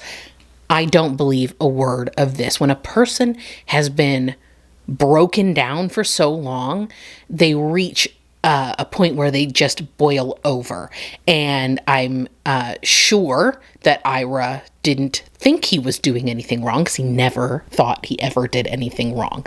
And I'm sure that Holly did take issue with him constantly. And that is because of his constant and unrelenting criticism and manipulation. Holly cut the trip short. She left him in Canada and traveled back to Tyler, Texas. Holly spent the rest of that summer visiting with her old friends in Tyler, including her old best friend, Tony. She took a cross-country trip with her mother and her sister. But by August, Ira's pleading letters to her had worn her down once again, and she agreed that she would join him once again in Nova Scotia. I do think it's important to note Ira's motivations here, because in his journals, we see that he was often feeling lonely in Canada. He was in a remote area, so he didn't have as much access to women to outlet his burgeoning carnal desires. He blamed Holly for his loneliness. He blamed her for the fact that he wasn't having enough sex and was having to take care of himself, so to speak. So, did Ira really love Holly? I think that he thought he did, but I don't think he's probably capable of feeling real love for another person. Real love means you have a willingness to consider someone else above yourself, to sacrifice a little bit on behalf of someone else, to be a little selfless, and if that relationship is healthy, the other person is doing those things for you as well. Ira didn't really love Holly. He loved what she could provide to him, either through her own generosity of spirit or through the manipulation that he knew he could subject her to. For the next year, they were on again, off again, as they always had been.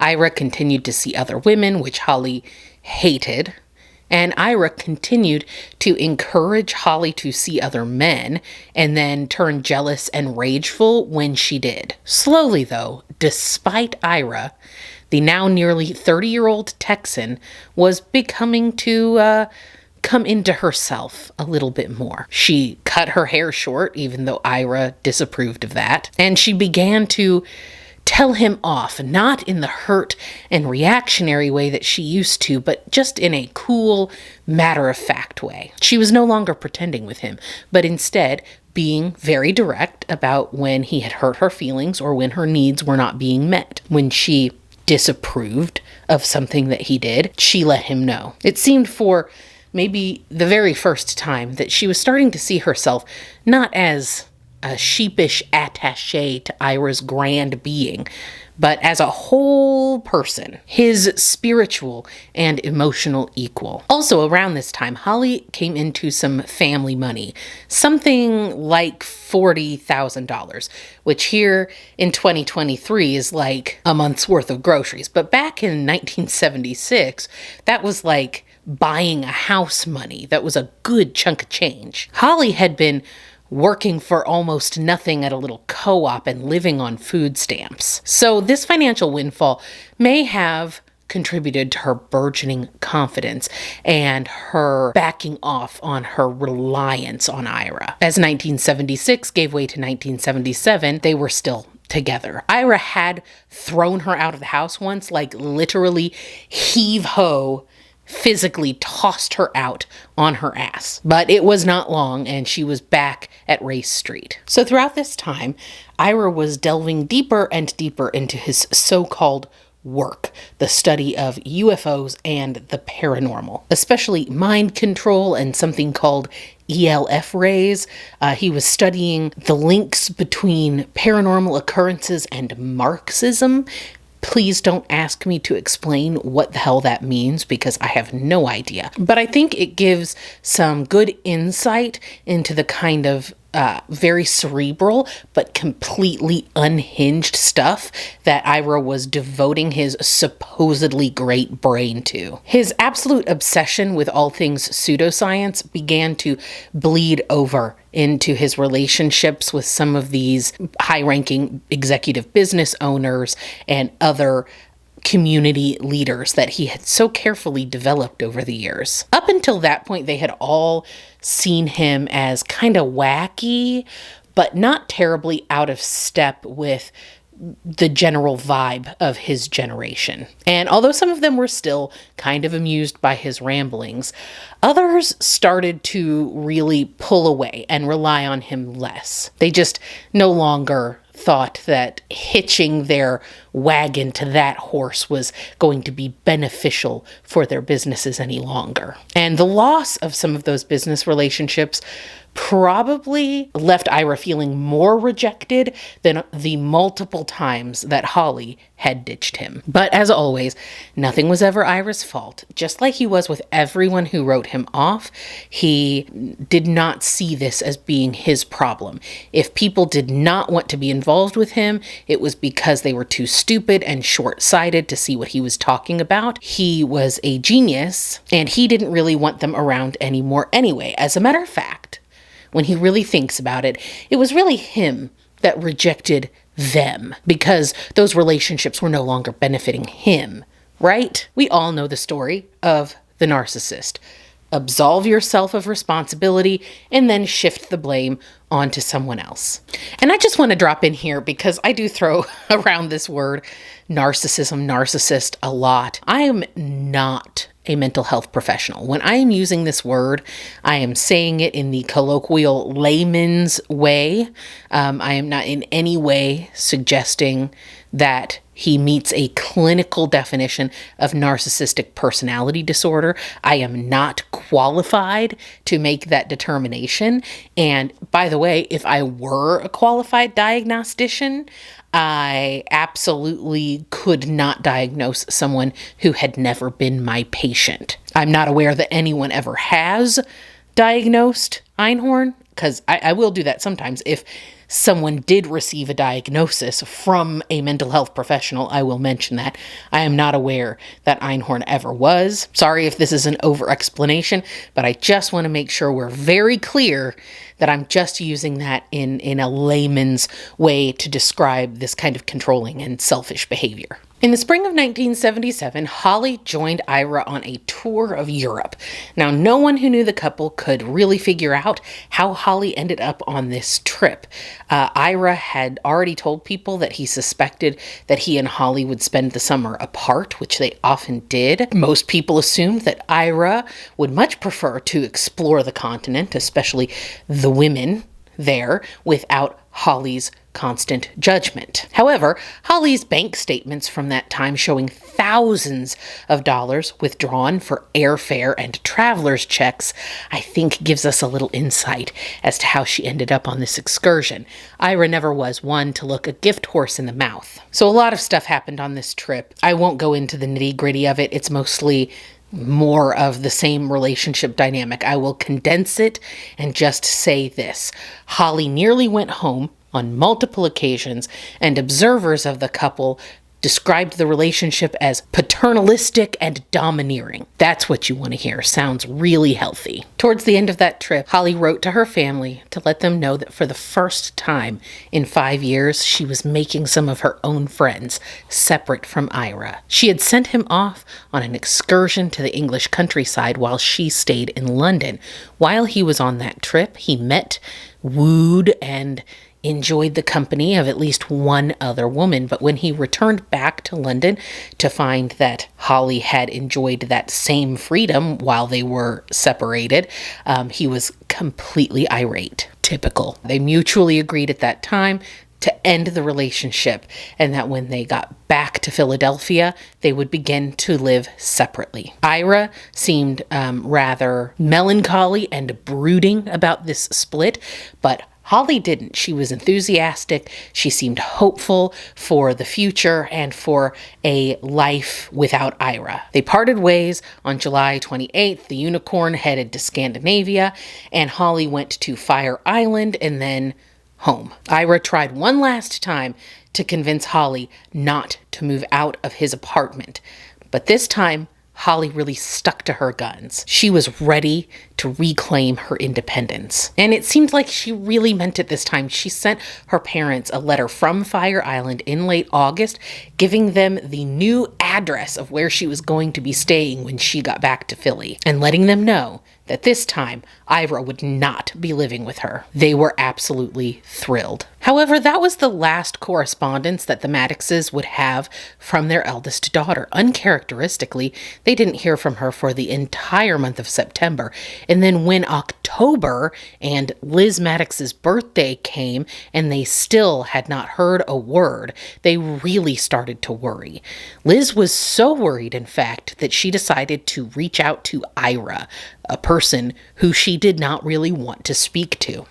Ira told the Madduxes that Holly had come back for a few days in September, and then she took off and he had no idea where she was. End of conversation. The month marched on and still no one had seen or heard from Holly. By October 20th, Liz decided she needed to call Ira back. This time she had a list of specific questions. When did Holly leave? Did she have any money with her?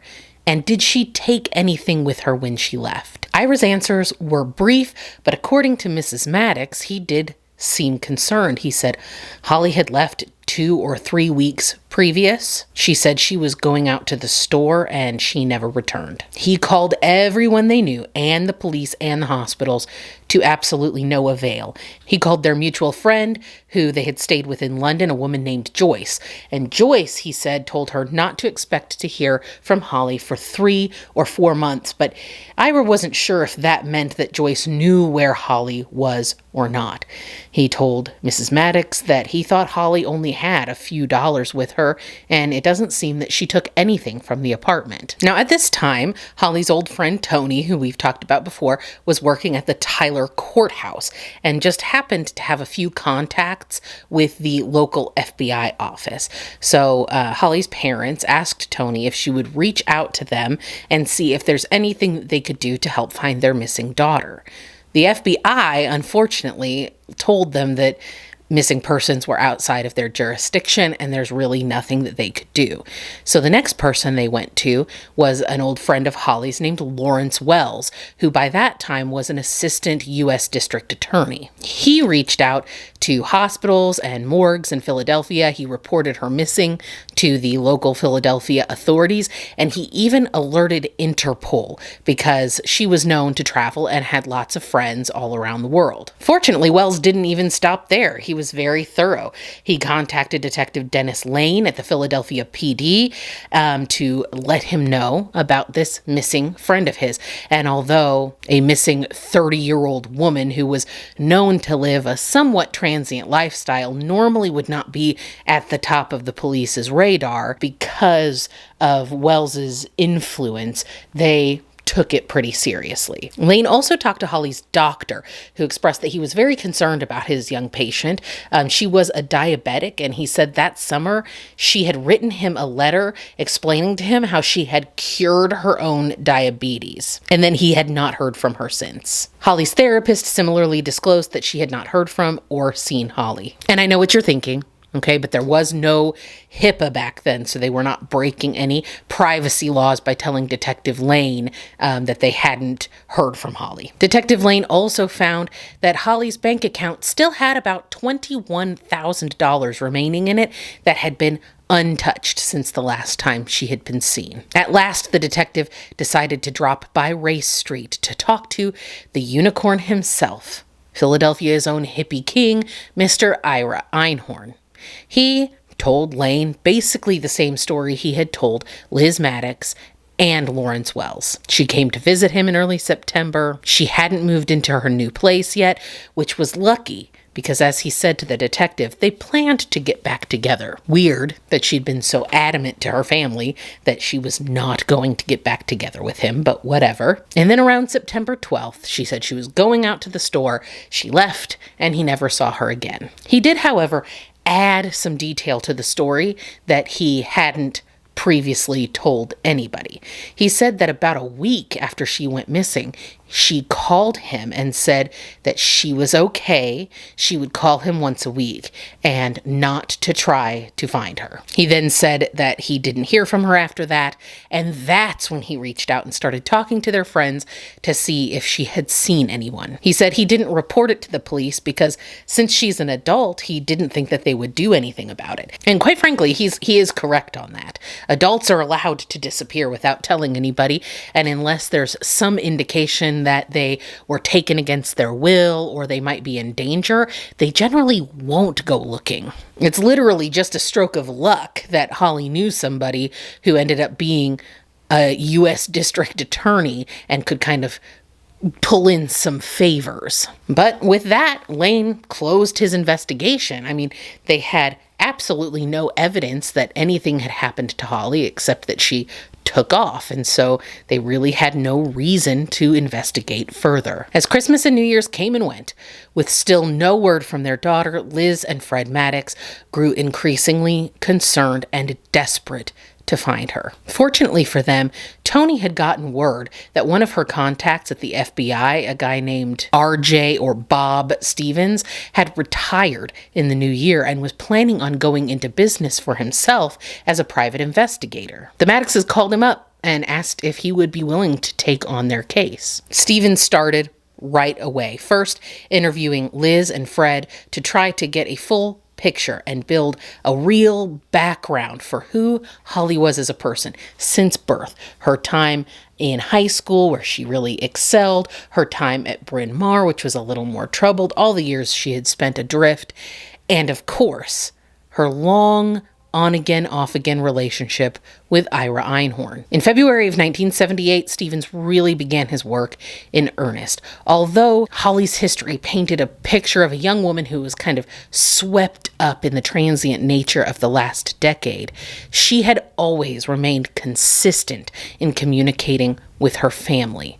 After 6 months of not so much as a postcard, Stevens did feel that her parents' concerns were very founded. At this point, he was aware that she had spent most of her adult life in Philadelphia, and most of the work was going to have to be done there.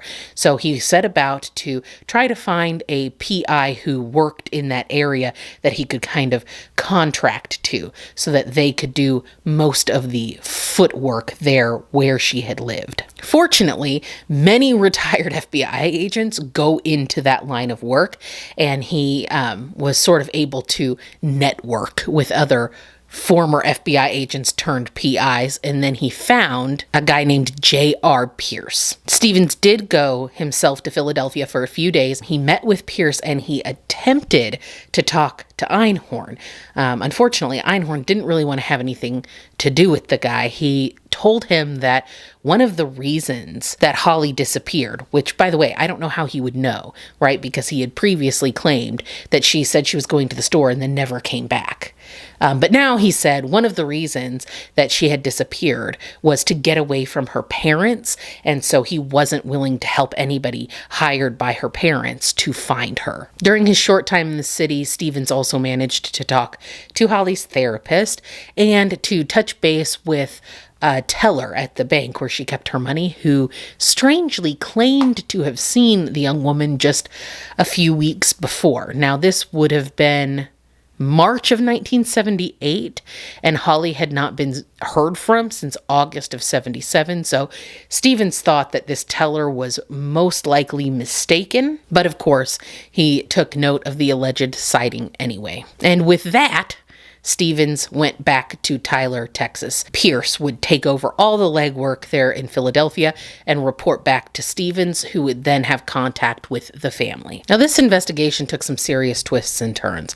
Pierce interviewed a lot of people that were known by Holly and Ira, or at least one of them, and constantly came up empty-handed. He spent months and months on this, and one thing that most people had to say was that although he could come off a little rough or a little bit grumpy, his persona of nonviolence really permeated through his gruff exterior. One friend said that he was a pussycat.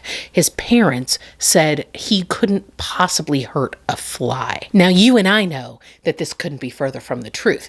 He had in fact been violent towards Holly on multiple occasions. Pierce obviously hadn't gotten an opportunity to talk to anybody who had seen Holly with bruises or to whom she had confessed that he had gotten physical with her. Now, after Holly left, Ira took all of her stuff and stored it at his parents' house.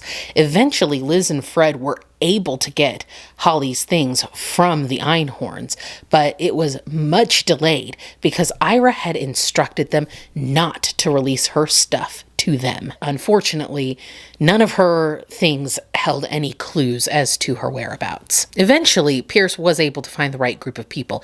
He had heard that while she was staying with that friend of theirs, Joyce, in her house on Fire Island, she had taken up with a new man known only to the PI as Saul. Finally, after playing phone tag for a while because Joyce owned multiple houses in different places, Joyce was able to confirm that Saul was this guy named Saul Lapidus. He was a 40-something-year-old businessman who resided in New York. For Joyce's part, well, she had very little interest in talking to Pierce. You see, a mutual friend of hers and Holly's just happened to be a medium.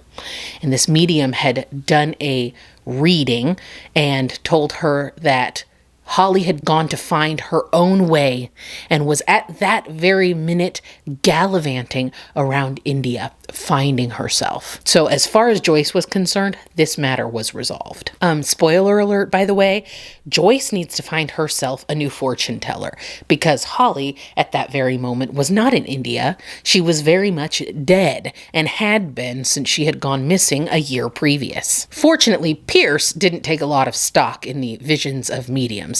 So in November of 78, he headed to New York to interview his most recent contact. He found Saul Lapidus not only extremely forthcoming with information, but very concerned about Holly's whereabouts. Saul told Pierce that he had begun a relationship with Holly during that summer that she was staying on Fire Island before she returned to Philadelphia. He said she talked only of how she was planning on leaving Ira. She even came back to the city with Saul and then intended to go back to Philadelphia for just a few days, take care of some things, and then she was going to return to New York, and then she and Saul were going to take off on a boating trip.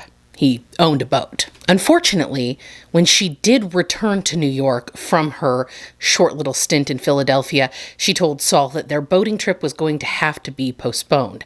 She was going to need to take a little time to calm Ira down. He was apparently very irate about her plans to not just leave him, move out, go to a different apartment, but that she was with this other man. So she would unfortunately have to return to Philadelphia yet again eventually. Well, eventually came sooner than she had planned because somehow Einhorn had gotten Saul's phone number and was calling Holly, harassing her and threatening to throw all of her belongings out into the street if she didn't return home immediately, including her journals and her bank books. She called everyone who she knew in Philadelphia who might be able to help, just trying to get someone to go over there and just rescue her stuff from Ira so that she would not have to go back to Philadelphia herself and face her very angry ex-boyfriend. Unfortunately, no one was available, and she was forced to return on her own. It was September 9th, 1977, when Holly left Saul in New York with the promise that she would return as soon as she could so that they could continue on their plans to take that boating trip. But Saul never heard from her again. Saul also revealed one detail that so far no one else had. Holly had confided in him about Ira's violent streak. She told him that Ira on multiple occasions had hit her, slapped her, pushed her, and thrown her bodily out of the apartment. She was afraid of him. This was the first time Pierce had heard anything from anyone about Ira that was portraying him as anything other than this pillar of nonviolence. Pierce was more sure than ever that he was responsible for Holly's disappearance. When he got back to Philadelphia, Pierce made contact with another person who Saul had pointed him towards, Ruth Fink. Now, Ruth Fink was the wife of Ted Fink, a man who had been friends with Ira since high school. Ruth had visited with Holly when she was staying on Fire Island and had seen the relationship developing between the young woman and Saul. She didn't really have that much to say, except that she did think it was possible that Ira would have gotten angry and hit Holly on occasion, but she didn't think that he was capable of murder. And this really isn't a big part of the case, but I wanted to mention it because I wanted to go off on one of my famous tangents, which is that I want to say that if someone is capable of hitting you, they are capable of killing you. There is no such thing as an acceptable amount of intimate partner violence. Lack of respect for another person's body or lack of control over your own body to the point that you're willing to put your hands on another person, that doesn't have a stopping point. It will continually escalate. If it happens even one time, it is imperative that you get yourself out of that situation as quickly as you safely can. Statistically speaking, some of you watching right now are experiencing something similar to what Holly was experiencing. And if you have been looking for a sign that it's time to get out, this is it, my friend. There are going to be links in the description of this video to resources that you might be able to use to help. Please use them. And if your partner has a tendency to check your phone or check your computer, you can turn on incognito mode before you look for websites or things to help. You need to make a plan and leave as soon as you safely can. I love you, and you are deserving of living in a place where you feel safe and you feel respected and loved. And if you have children, they deserve to have that too. Okay, thank you so much for allowing me to have that little aside. I sincerely hope that none of you needs to hear that. I hope that every single one of you is in a happy, stable, and loving relationship. But the sad truth is that millions of people across the whole world will relate far too much to Holly Maddox's story and the vicious cycle that she was in with Ira Einhorn. And with that, we not so neatly segue into the rest of Pierce's investigation. After talking to the not super helpful Ruth and Ted Fink, the PI reached out to a man named Walt Boker.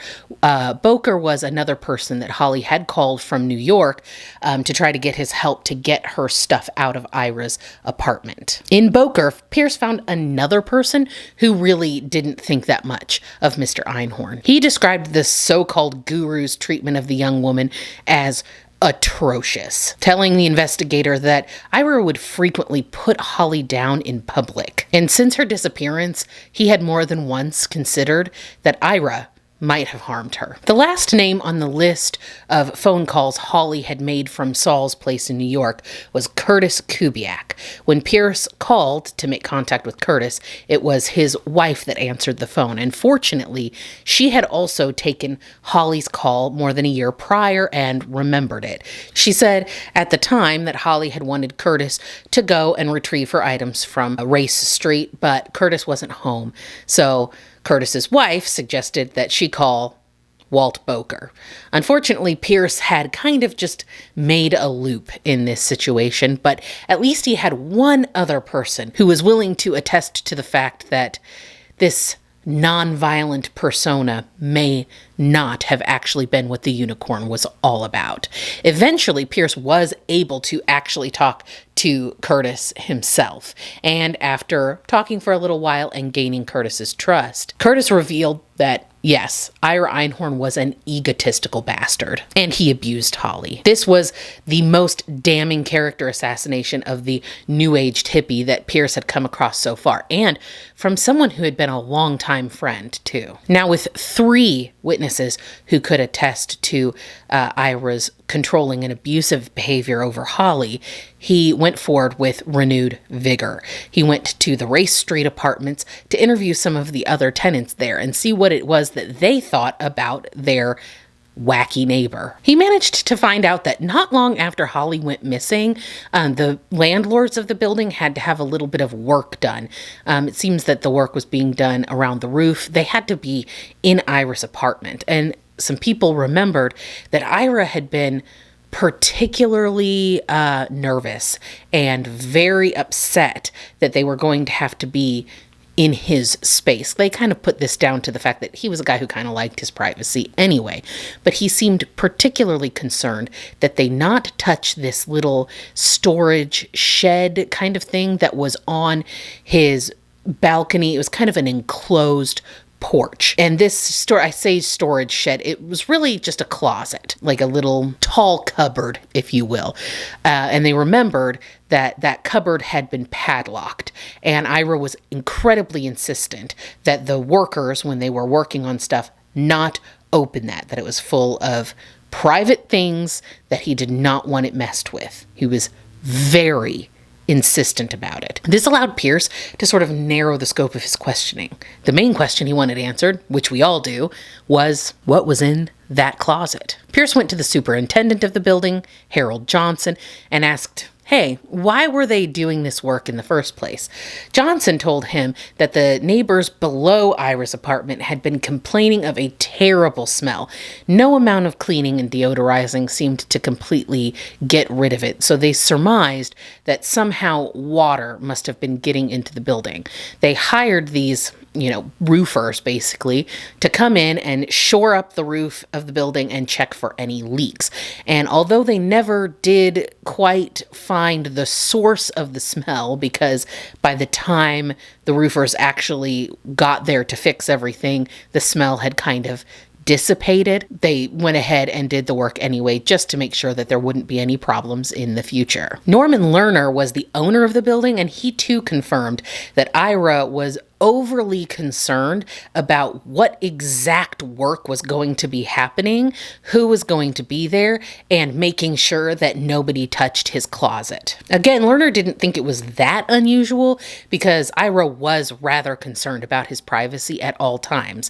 But he did note that that summer, Ira did not sublet his apartment like he usually did. Every year, Ira would go on vacation and sublet the apartment. So this was incongruent with his usual habit. When Pierce talked to the actual roofers, they said that the roof had been tarred in 1977, so they thought that it was really strange that only a year later they started getting complaints about there being an odor.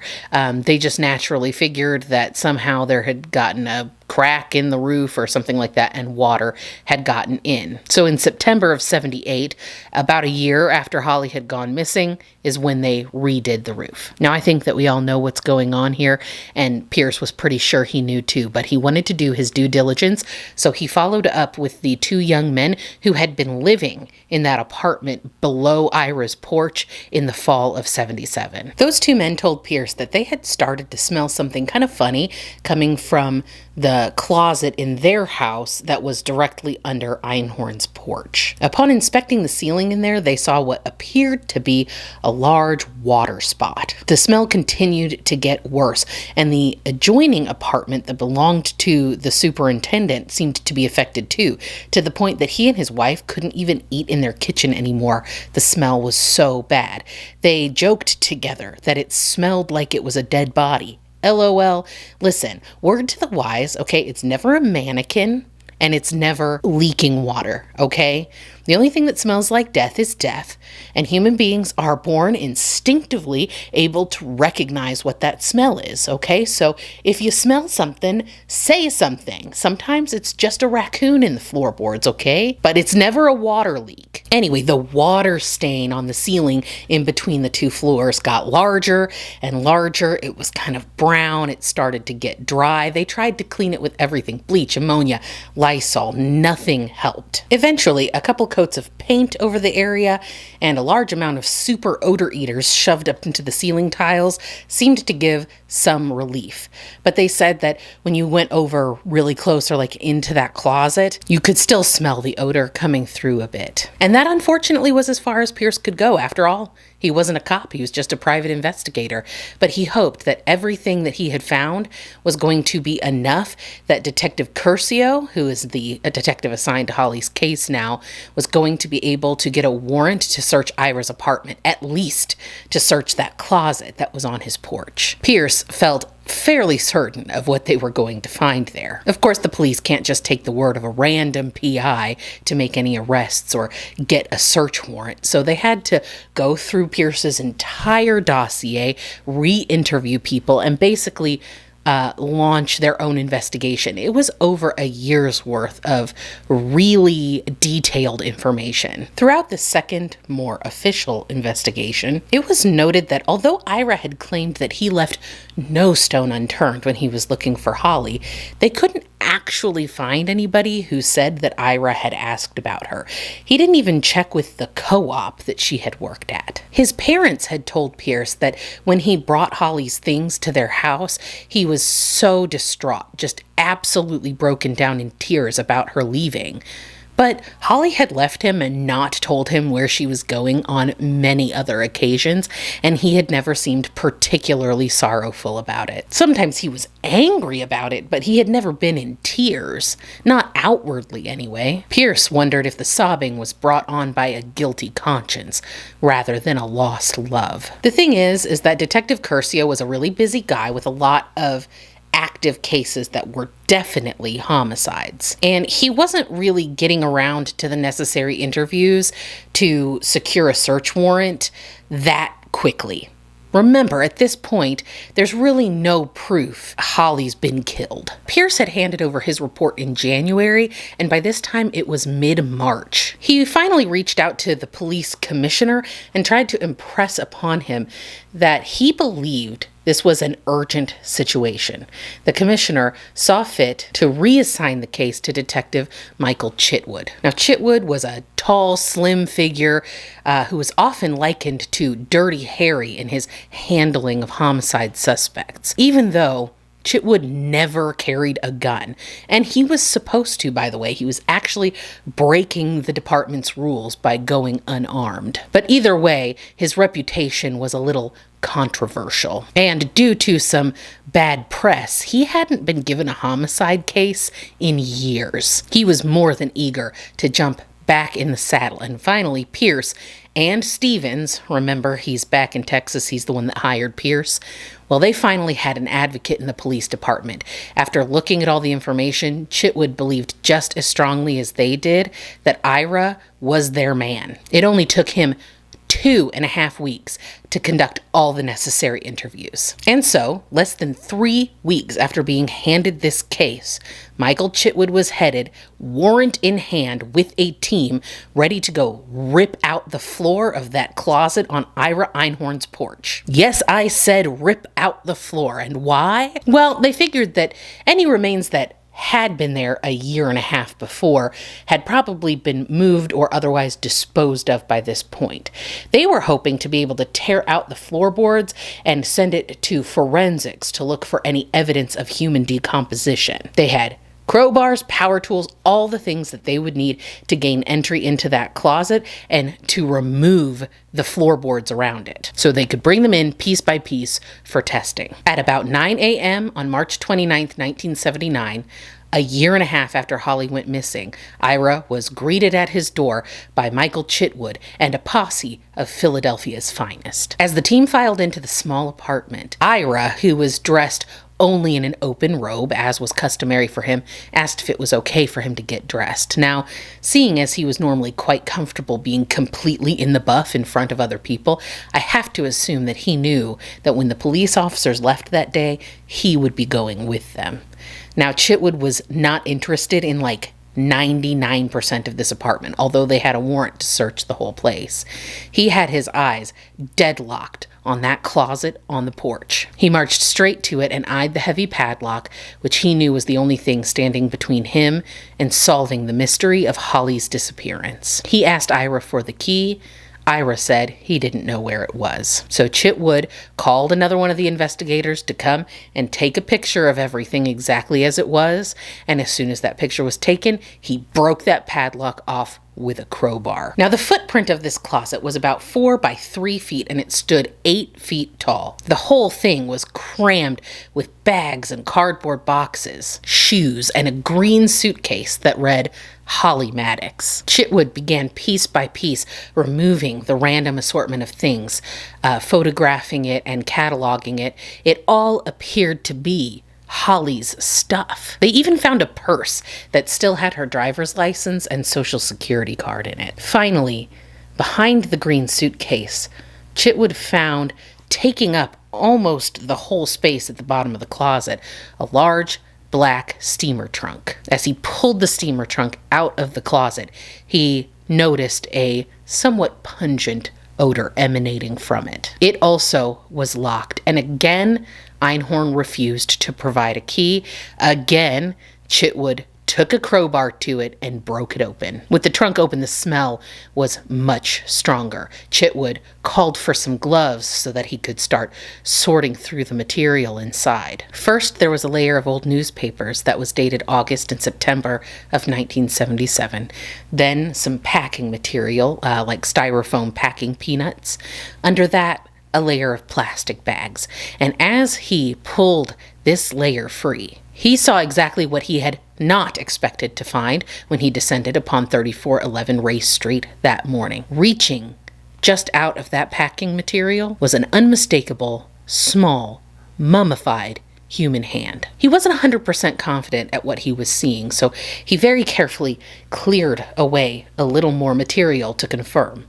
There was the wrist and a shriveled arm, still clad in a flannel shirt. That was enough for him. He ordered someone to call the medical examiner. Chitwood left the porch and headed into the kitchen, and as he did, he caught Einhorn's eye, and he said, "We found Holly's body," to which Ira replied, "You found what you found." And that's not the only thing that Chitwood found. A set of keys hanging right out there in the open in the kitchen had the key that unlocked the padlock on the closet and the key to the steamer trunk. What an absolute shit this guy is. Of course he knew where those keys were. Of course he did. But he was never going to give it up. He wasn't going to help them because even though he was there getting caught red damn handed, he had so little respect that he couldn't even just admit to what he knew that they were going to find. No remorse. What a supremely loathsome piece of crap. And by the way, Ira is essentially completely placid at this time. He's showing no emotion whatsoever. And when Chitwood read him his rights, he just said, "I choose to remain silent." And for the first time in his whole miserable life, he was. But naturally, stinky Ira, the smooth-talking con man, did just fine in lockup while he was waiting for his bail hearing. He actually started teaching some of the other inmates there meditation techniques. Plus, the guy weighed like 225, so nobody really wanted to mess with him anyway. One thing Ira couldn't do is shut the hell up. He wasn't going to talk to the cops, obviously, but he was very eager to talk to the press. He was very confident that everybody was going to stand by him because he was such a great guy. He even told reporters about how perfect the police officer's search was, which would really come to bite him in the ass later when his lawyer was trying to get evidence thrown out based on it being a bad search. Ira's hubris would ultimately be his downfall. He, of course, claimed that he did not kill Holly.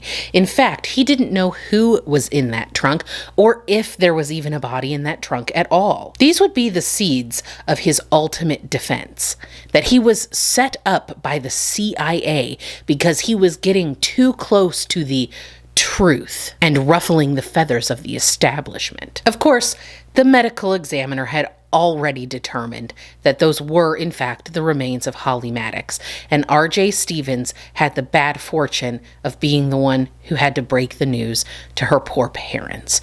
They were devastated, obviously, but at least they now had some closure. On April 3rd, 1979, Einhorn finally went for his bail hearing. He had hired Arlen freaking Specter as his lawyer, who some of you might remember would go on to become a U.S. Senator who served for 30 years. And ironically, for Ira, a man who was completely consumed by what we would now call conspiracy theories, Arlen Specter had served on the Warren Commission for President Johnson. This was the commission that was investigating what happened during the Kennedy assassination, and he was actually the guy who came up with the single bullet theory, which solidified that the Kennedy assassination was carried out by a lone gunman. There's absolutely no way that Ira believed that. Regardless, I'm sure that Arlen Specter was the best and most tenacious lawyer that Ira could find in the whole city. And he wasn't cheap either. And since Ira didn't have any money, I assume that one of Ira's wealthy benefactors must have been footing the bill. And in case you're wondering if Ira liked Specter on a personal level, he once wrote an article for Philadelphia Magazine where he said that Arlen Specter had an underdeveloped Scorpio. Nobody knows what that means.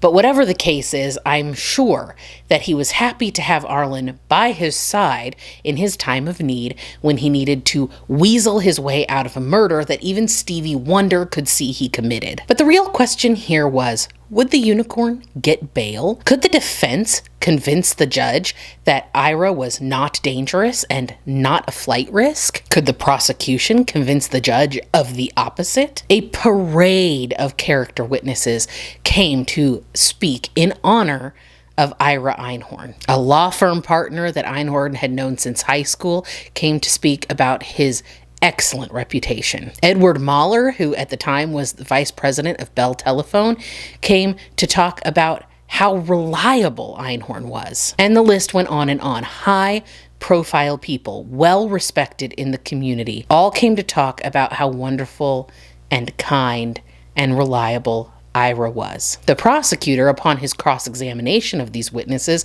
was really just trying to get down to one little detail. What was it that Einhorn did exactly? Like, for a living. Now, this question really seemed to evade them. They all kind of had an answer and they kind of didn't have an answer. And that was for one good reason, because Ira had made a living out of convincing people that he was something when he was nothing. And the point of the whole thing was that the prosecution wanted to illustrate that this pillar of the community really had nothing tying him to it. Plus, he had all these wealthy and powerful friends, making him the definition of a flight risk. The prosecution was asking for $100,000 in bail, of which 10% would need to be posted for him to get out. The defense asked for $5,000. The judge settled on $40,000. Now, you will do the math. 10% of $40,000 is $4,000. And that $4,000 was posted immediately by Barbara Bronfman, who was the wife of Charles Bronfman, the heir to the Seagram's liquor fortune. And, by the way, at the time, the wealthiest man in all of Canada. I told you he had rich friends. His parents would be on the hook for the other $36,000 if he didn't show up for court. So once Ira got bailed out, he started working with his team to build a defense. And this is where we really get into the cuckoo for Cocoa Puffs part of our story. First of all, he decided to launch his defense not in a court of law, but in the media, which is not usually a good idea for somebody accused of murder. Everything that you say to the media can and probably will be used against you at your eventual trial. And since Ira grossly overestimated his own likability and just took it for granted that people were going to see what a genius he was and just instantly believe him, he talked a lot and made a lot of mistakes in what he said. He just wasn't careful. He said a lot of things that weren't just lies, but lies that were easily disprovable. For instance, he insisted on continuing the story that he did call the co-op where Holly worked, and all of their friends. But of course, all of those people had already said to the police and to the media that he had not contacted them about Holly's whereabouts, not one time. Even people who were defending him weren't willing to lie for him on that. Also, he had already claimed that she had called him and told him she was okay and not to come looking for her. So why would he then have reason to go looking for her if she had already called him and said that she was okay? Knowing that she was okay because she called him, why would he show up at his parents' house sobbing? She'd left him many times before with no tears. And then when investigators finally contacted him and were concerned about her whereabouts, why would he not be concerned too? A normal person would have thought, oh crap, something must have happened to her after I spoke to her.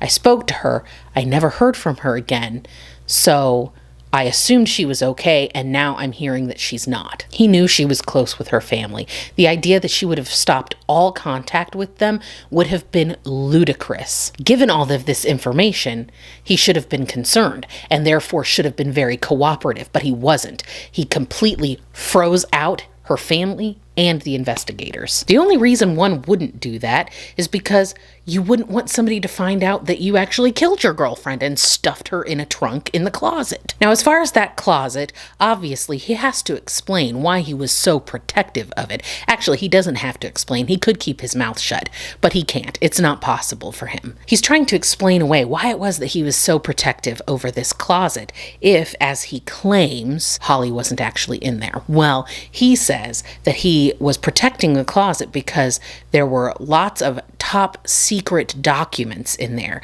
that he had uncovered about psychic warfare that was being utilized by both the US and the Soviet Union to utilize mind control on people. And by the way, he had uncovered all of this information because of his work with a loosely knit network of operatives known as the Psychic Mafia. Now, one such member of this mafia was Andrija Puharich, and I hope that I've got that name right. Now, Puharich was the very same medium that had told that woman Joyce that Holly was in India. So not a very good fortune teller, if you ask me. But Puharich had been conducting experiments on ESP, and he was conducting these experiments with other mediums that he had found that he called the Space Kids. Now, recently, Puharich's home had been burned to the ground, and he said that it was the CIA, because they had found out that through his work with the Space Kids, he had been instructing them to spy on the White House, the Pentagon, and the Kremlin using remote viewing. I will note here that the actual authorities had ruled that the fire was arson, and I'm imagining that Puharich probably did that himself. But he told Ira that it was the CIA, and he also told Ira the CIA was spreading rumors that he had killed Holly Maddox. And so he needed to watch out because he was probably going to be their next target. Now, these CIA agents that Puharich told Ira about that were spreading rumors, it was probably just Pierce, the private investigator, who had come around to Puharich's place to ask some questions about whether or not he thought Ira could hurt Holly. And he probably construed that, look, they were probably doing a lot of substances, and this guy genuinely thinks that he's a medium. So I think that we have to take everything he says with a grain of salt. But Ira latched onto that. That was absolute truth in his mind. And of course it was absolute truth in his mind because that story might get him out of a murder charge. So as you can see, it's plain as the nose on your face, the CIA or the Kremlin or somebody had planted Holly Maddox's body or some other decoy body in Ira's apartment so that he could get locked away forever, so that he could never let out all the secrets and all the information that he had uncovered about, Tesla technology. That's the inventor, not the car. And that the Soviets were using this technology to jam up psychic transmissions and control the weather. Or about something that he called a psychic Pearl Harbor that was imminent, by the way. Or all of the other psychic warfare technology that he had uncovered in Yugoslavia, which he described as being more dangerous than a nuclear bomb. Did you get all that? I couldn't even remember all of that. I had to write it down. And all I have to say is, yes, Ira, clearly it's the CIA that's making you look crazy. Surprise, everybody. Things for you, once again, have taken a sudden shift, and I look a little different again. Sorry about that. This video has been way more intense than I realized. I really got a little bit carried away. I hope you're enjoying it nonetheless, but I do apologize. I know for you it's only been one split second, but for me it's been like a whole day and a half. This is my third day of filming. Whatever amount of time this video ends up being, I've usually been sitting here filming for about double that time. Anyway, sincerest apologies, and let's continue. So Ira said all of this stuff about the CIA planting evidence and the psychic warfare and all of that to a reporter before his trial. I'm sure that Spectre was so pleased. This was considerably more unhinged than Ira usually allowed himself to be publicly. He would have shared this kind of stuff with other wackadoos with whom it would give him credibility, like Puarich and that Joyce woman. But Ira was not stupid. He kept all that wackiness on the DL when it came to, for instance, his executive contacts. People with whom that kind of talk didn't play very well. He brought it out when it suited him, and he put it away when it suited him. It was pretty clear that this arrest had made him forget himself, really put him on edge. The cool was falling off of the cucumber. This habit of forgetting himself, just completely losing himself into his own narcissism, was about to start losing him some favor, especially when he penned a letter that he was going to send out to just about everyone he knew in order to raise donations for the Ira Einhorn Legal Defense Fund. The letter reads as follows: I am very conscious of the general shock and pain that my arrest has brought about. Due to the nature of the legal situation, I am not able to talk about the facts of the case. However, I can share with you that I am sick to heart at this interruption of work that I have slowly and patiently curated over a period of years. The psychological shock of such an abrupt transition has left me dazed and totally without context. I feel as if I have lost my home planet. It would be so easy to give up or disappear. Yet I know that I must not desert at such a critical time, for the transformation is accelerating rapidly and must be understood if we are to survive. Thus, I am faced with a lengthy and expensive court battle. I have the best legal help available. Arlen Spectre. I need your financial support, for my life hangs in the balance. May this soon be over, so that once again I might direct all of my energy to the transition at hand. Peace, Ira Einhorn. What transition? What work? Do you see how he says a lot of words and they sound kind of good, but they don't really mean anything? He literally just talked about himself. He didn't even mention Holly. He talked as if this was all just some big inconvenience that he was being unfairly subjected to. And by the way, if he really thought the CIA was setting him up, what does he think a few $1,000s and a good lawyer is going to do for him? Wouldn't they just set up the trial too? Maybe get a fake jury or make the judge an agent? But guess what? Unfortunately, a lot of Ira's friends were way down with this psychic warfare talk. And at least initially, they mostly supported him. Some of them even sent him money. They heard all that crap Einhorn was spewing and they were like, whoa, the government is really out to get this guy. We better send him some money so that he can save us all from the psychic Pearl Harbor. Now, I have been kind of harsh and I do want to step in and defend these people a little bit. Not Ira, but some of these friends of his that I'm sure were actually good people. At this time, some reputable news sources were printing information about the Soviets experimenting with parapsychology, and some even attested that mind weaponry was just around the corner. Now, this was really kind of obviously your typical exaggerated reporting in order to sell more papers, or it was just straight up anti-Soviet propaganda.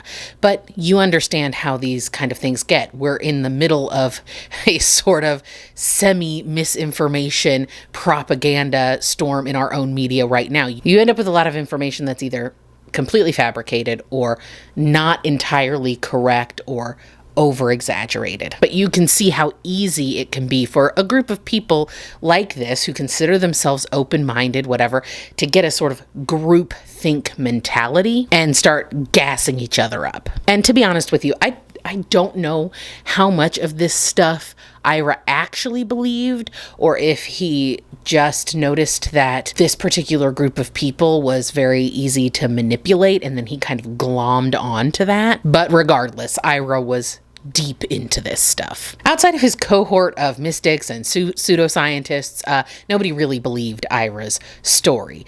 This idea that the CIA or the Kremlin set him up. Still, though, people who had known him had a really difficult time believing that he was the kind of person who could kill. And that even if he had, he wouldn't be stupid enough to leave the body in his own apartment. But that's just it, isn't it? That's really, and I hate to say this, but as somebody who has read a lot of true crime stuff, kind of the safest place if you're trying to get away with it. When people get caught, it's often because someone saw them taking remains and moving them somewhere else. A body-sized trash bag, for instance, or they leave behind some forensic evidence. Stuff gets unearthed. A passerby sees something. There's also a potential psychological factor here, because I don't think that this was a premeditated act. I don't think Einhorn thought to himself, I'm gonna get Holly here and then I'm going to kill her. This was likely a loss of control brought on by rage. And regardless of his hubris, his narcissism, and his overall intelligence, he still has to wrestle with that in his mind. He likely does not think of himself. We know that despite his history, he does not think of himself as a violent person, because he's likely quite deluded about his sense of self. Now he's faced with having to deal with the fact that he is that kind of person. He is not a nonviolent person. He is a person who has resorted to the ultimate violence. Not a cold-blooded killer, but a man who is utterly unable to control his own anger, which is arguably more dangerous. So I wouldn't be at all surprised to find out that he subconsciously compartmentalized what he did to the point that at times he kind of forgot. We know you don't really forget, but in that way that you can hide things from yourself when they are so disjointed from the person who you want to be or the person who you think you are. Again, I've mentioned this before, I'm not a psychologist, but I would not be surprised if there was something like that happening in this situation. At the pretrial arraignment hearing, the coroner took the stand to give the details of his findings for the first time. The cause of death, of course, was homicide. The manner of death was craniocerebral injuries to the brain and skull. He described 10 to 12 fractures at least around the head, the eyes, either side of the face. The lower jaw was broken as a result of blunt force trauma with a heavy object, aka Holly had been bludgeoned to death. Einhorn lost a fair few friends once the details of Holly's life and death became public. People had it with him. His mysterious allure was shattered. Friends and acquaintances ignored him on the street. Bell Telephone refused to fund anything for him any longer. And Arlen Specter began his first run for a Senate seat and quit the case. Ira's new lawyer, Norris Gelman, didn't have Specter's renown, but on the plus side, he was a lot cheaper, which is good because the Einhorn Defense Fund had just about dried up. Now, Gelman did not buy into Ira's CIA KGB conspiracy theory. He was a good lawyer with a good reputation, and he was not about to allow his client to get up there and blame the feds for planting a decoy body in his apartment. However, he also wasn't willing to allow Einhorn to plead insanity, which Einhorn would not have been willing to do anyway.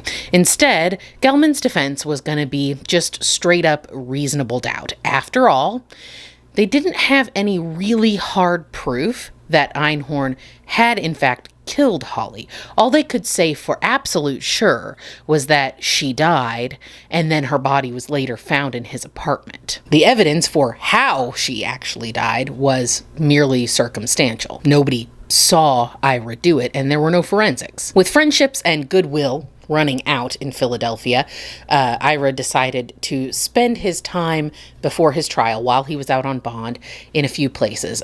California, first of all, where he still seemed to be able to find a few people who were willing to still associate with him.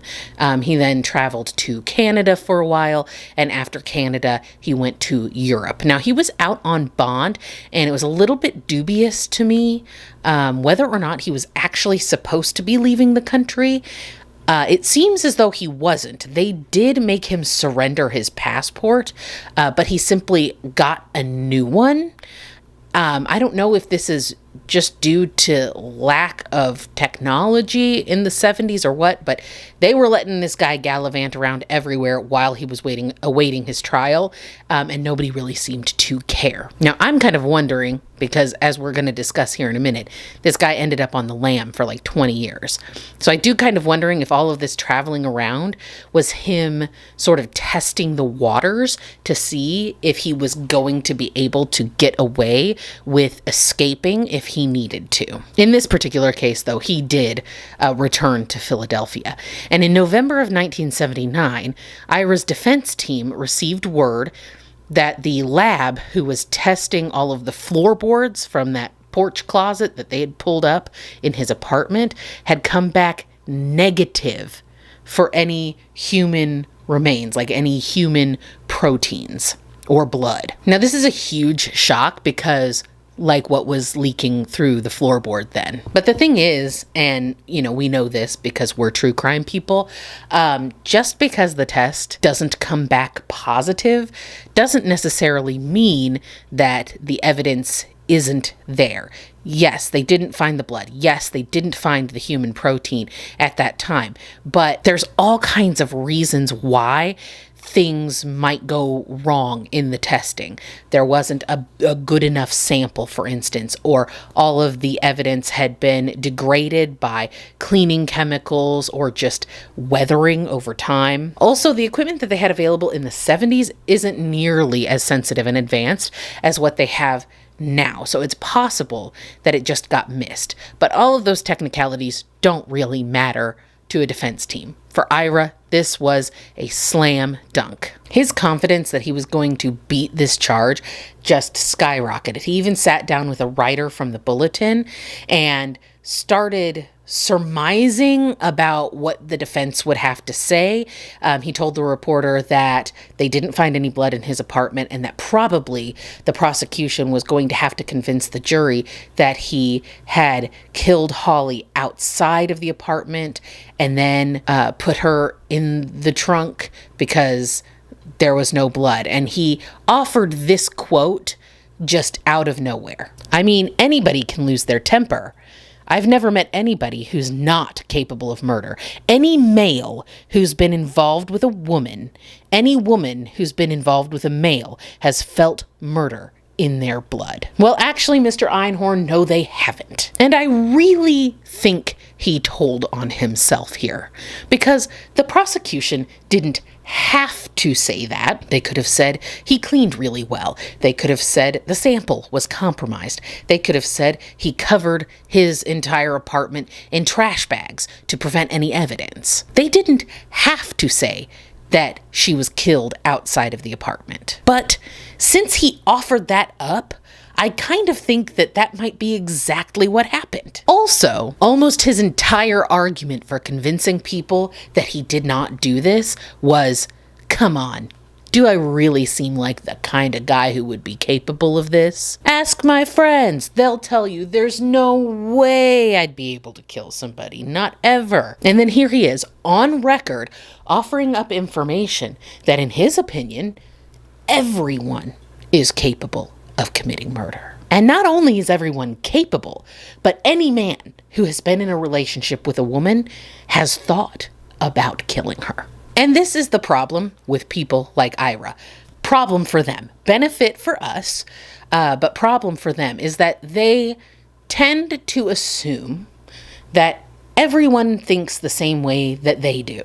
So they say some stupid shit like this, and they just expect everybody to be like, haha, yeah, Ira, you know how those murderous thoughts be, as if we've all thought about killing, to the point that we would actually, under the right circumstances, be capable of doing it. Absolutely zero concept that most people cannot relate to the impulse to murder their loved ones. He has zero ability to see himself through the eyes of other people and see how crazy he sounds. And why?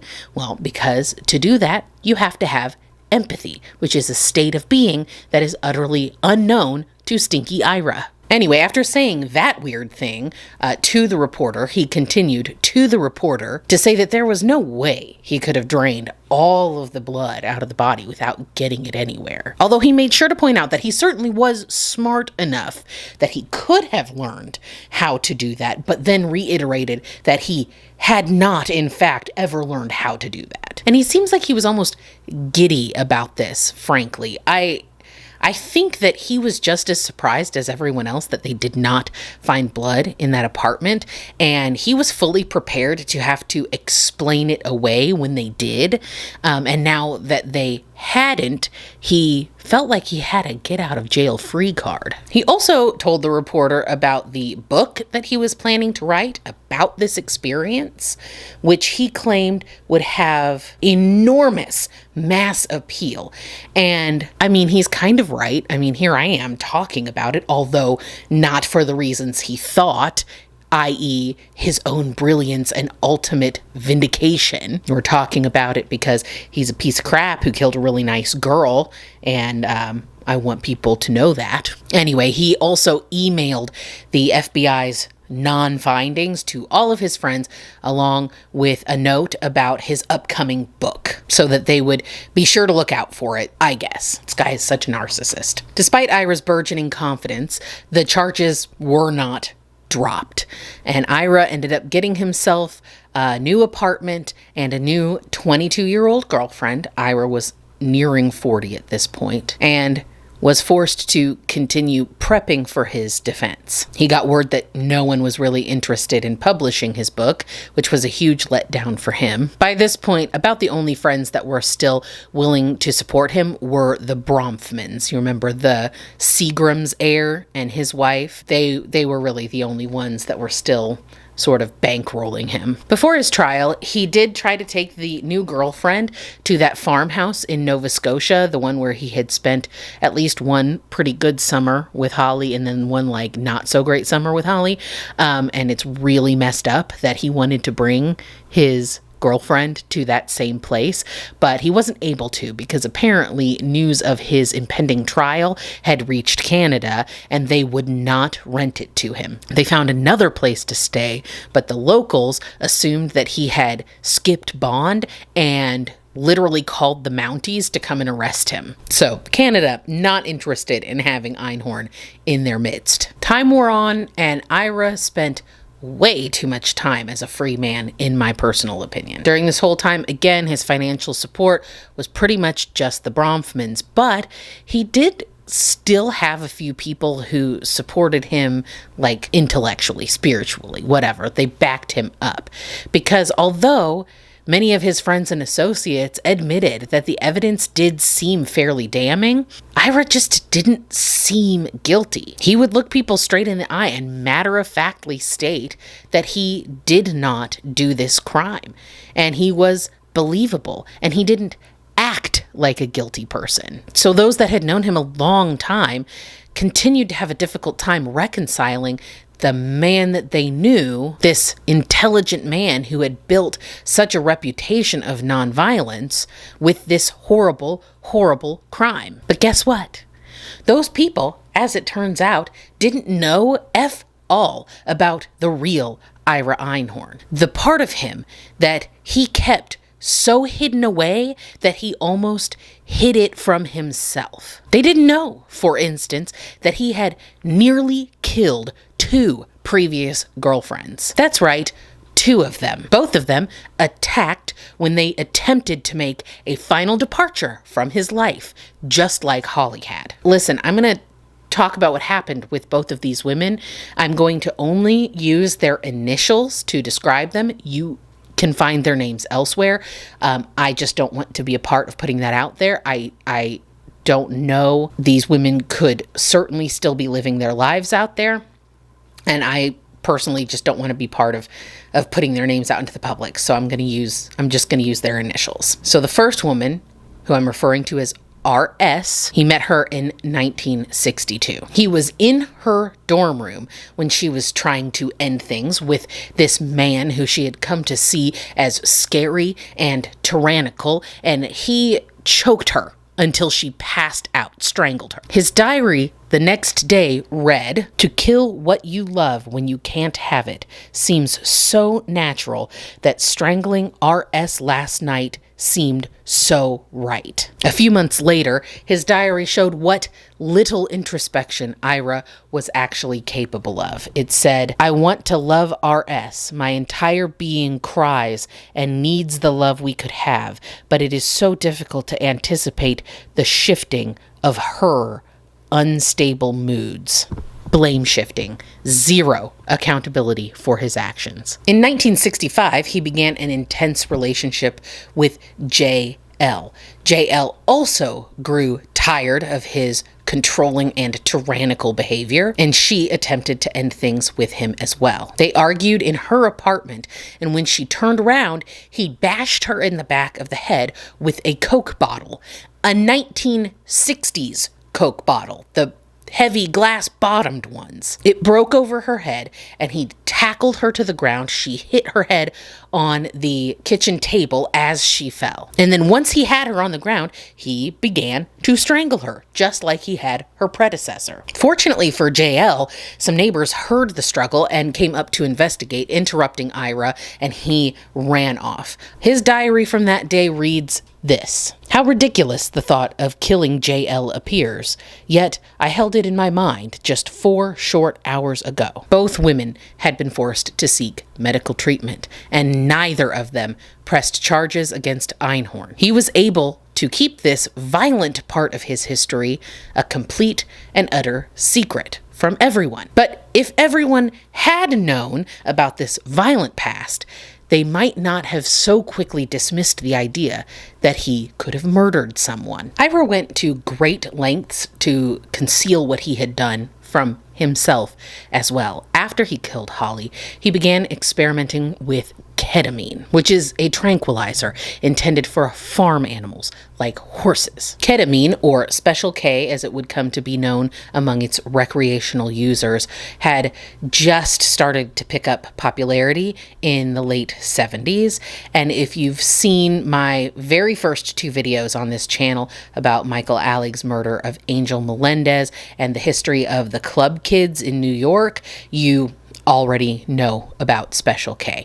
But for those who might not, I will recap. It is an incredibly powerful substance that induces hypnotic and hallucinogenic effects. It's unbelievably dangerous, as any anesthetizing medication is, because it can literally shut down your central nervous system. A little too much, and you will stop breathing and you will die. It also has a really effective use in altering memory. K users can have a difficult time separating imagination and reality because of the dreamlike state that it puts you into. And habitual users can find their recollection of past events become altered. So if you wanted to know why Ira seemed so genuine, so honest when he said not only did he not kill Holly, but the CIA and or the KGB set him up for the crime, it is because he was keeping himself in a K-hole so deep that he essentially rewrote the events in his brain, created a new false reality for himself, in theory. This is my theory, just so you know. Because that's the kind of effect that ketamine can have. I mean, he definitely knew what he did. He knew enough to keep people away from that closet. But I think through the power of his own denial and the use of this substance, he was probably able to induce a state of like pseudo psychosis, and there was probably a part of him that was actually able to believe his own BS. Of course, no one really knew any of this was going on, so it was probably much easier for them to believe in his innocence. But you and I know better. We know. Finally, a court date was drawing near to take place in February or March of 1981. The unicorn was getting anxious, and he had expressed that he had no intention of going to jail, stating that he would rather die first. He was already sending out some feelers that, in retrospect, looked like he was preparing to flee. And then the prosecution sent those floorboards, the ones that had tested negative for blood and human proteins, to a different lab for new testing. This new lab had different methods than the FBI lab. And guess what? Their results came back positive. Positive for human proteins. Bum, bum, bum. Everyone at this point knew that it was over for Einhorn, even him. 2 weeks into January of 1981, B. Einhorn attempted to call her son at his apartment only to get no answer. Ira was gone. And thus began Ira Einhorn's 20 years of self-imposed exile, fleeing from authorities who were trying to bring him to justice, living under assumed names, being located and lost again, and transferring from country to country. Conveniently, always ones that didn't have extradition treaties, until finally, he was caught with his wealthy heiress wife in a converted windmill in France. So let's unfold this. When Ira didn't show up for court, a manhunt immediately ensued. It seemed that Ira had first gone to Canada and from there to London, where he stayed for just a short time while he awaited the arrival of his girlfriend, Jean. This is the 22-year-old woman who he had previously been living with. From there, the couple went to Ireland, which, you guessed it, at the time had no extradition treaty with the U.S. Also, they were rather too preoccupied with their own troubles with the U.K. and, of course, their North Ireland neighbors to really care about some fugitive hippie from the New World. Ira very stupidly used his real name when he rented an upstairs apartment from a very nice couple who he quickly befriended. And then he did tell them some kind of half-truths about his past. He did let them know that he was in exile from the United States, but he led them to believe that it was mostly a political situation and that he had indeed been framed for a crime. Now, they had no reason to believe that there was a murderer in their midst, because although the news about Holly Maddox had traveled pretty far in the United States, the news about her fugitive wanted killer had not really reached international renown. When the couple planned a vacation to the U.S., they were perfectly comfortable leaving Einhorn and Jean in charge of their pets and home while they were away. But Ira did let them know that they would probably do well not to mention him stateside, because then his political enemies might come looking for him. Well, of course, his insistence on this, I mean, they obviously have to ask now. So when they got over here, they did. They started asking around about Ira Einhorn, their new mysterious tenant, and they were absolutely horrified to find out why, really, he was hiding out in Ireland. They were encouraged to contact the FBI, which they did, and the couple answered all the questions that they asked. By this point, Einhorn had made their most wanted list. Upon their return to their home country, they threw Ira and his young paramour out of their house immediately, under the chaperone of the Irish police, which, reminder, under the law at this time, the Irish police had no reason to arrest or detain Einhorn. So just making sure that this wanted murderer got out of the house peacefully is about the extent of what they could do. Unfortunately, back here in the US, the various law enforcement agencies don't communicate very swiftly or effectively. We know this. And I assume in the 80s it was probably even worse than it is today. And so unfortunately, it was a whole month before the FBI let the Philadelphia police know about Einhorn's excursion in the Emerald Isle. As soon as they found out, Sergeant Richard King headed to Dublin to see if he could track Einhorn down. The Irish police had confirmed through fingerprints that the visitor to their country was indeed the elusive unicorn. Unfortunately, when King got there, he was told by the authorities that even if he were to find or capture Einhorn, his options were essentially nothing. Einhorn had not been accused of a crime in that country, and with no extradition treaty, the Irish police had no right to arrest him for crimes he may have committed somewhere else. King was specifically instructed to leave Einhorn alone. So unfortunately, he just had to return home, and it would be 5 more years before Einhorn would surface again. By that time, King had retired from the force. His replacement, Richard DiBenedetto, really started out with gusto trying to solve this case. He started hooking up with all of Ira's old contacts and known associates, but all of them claimed not to have seen him, and most of them just kind of denounced him outright. DiBenedetto did have some suspicions about Barbara Bronfman, the Seagram's liquor lady, had recently divorced her husband Charles and had gotten a very nice chunk of their family fortune. And remember, at the time, they were the wealthiest family in Canada. And that family, who Ira had rented from in Ireland, had said that Ira on multiple occasions had mentioned a wealthy Canadian woman who was a kind of benefactor to him. Barbara had always been a staunch supporter of Einhorn, and over the years had given him large sums of money to support his various initiatives. But unfortunately, DiBenedetto had no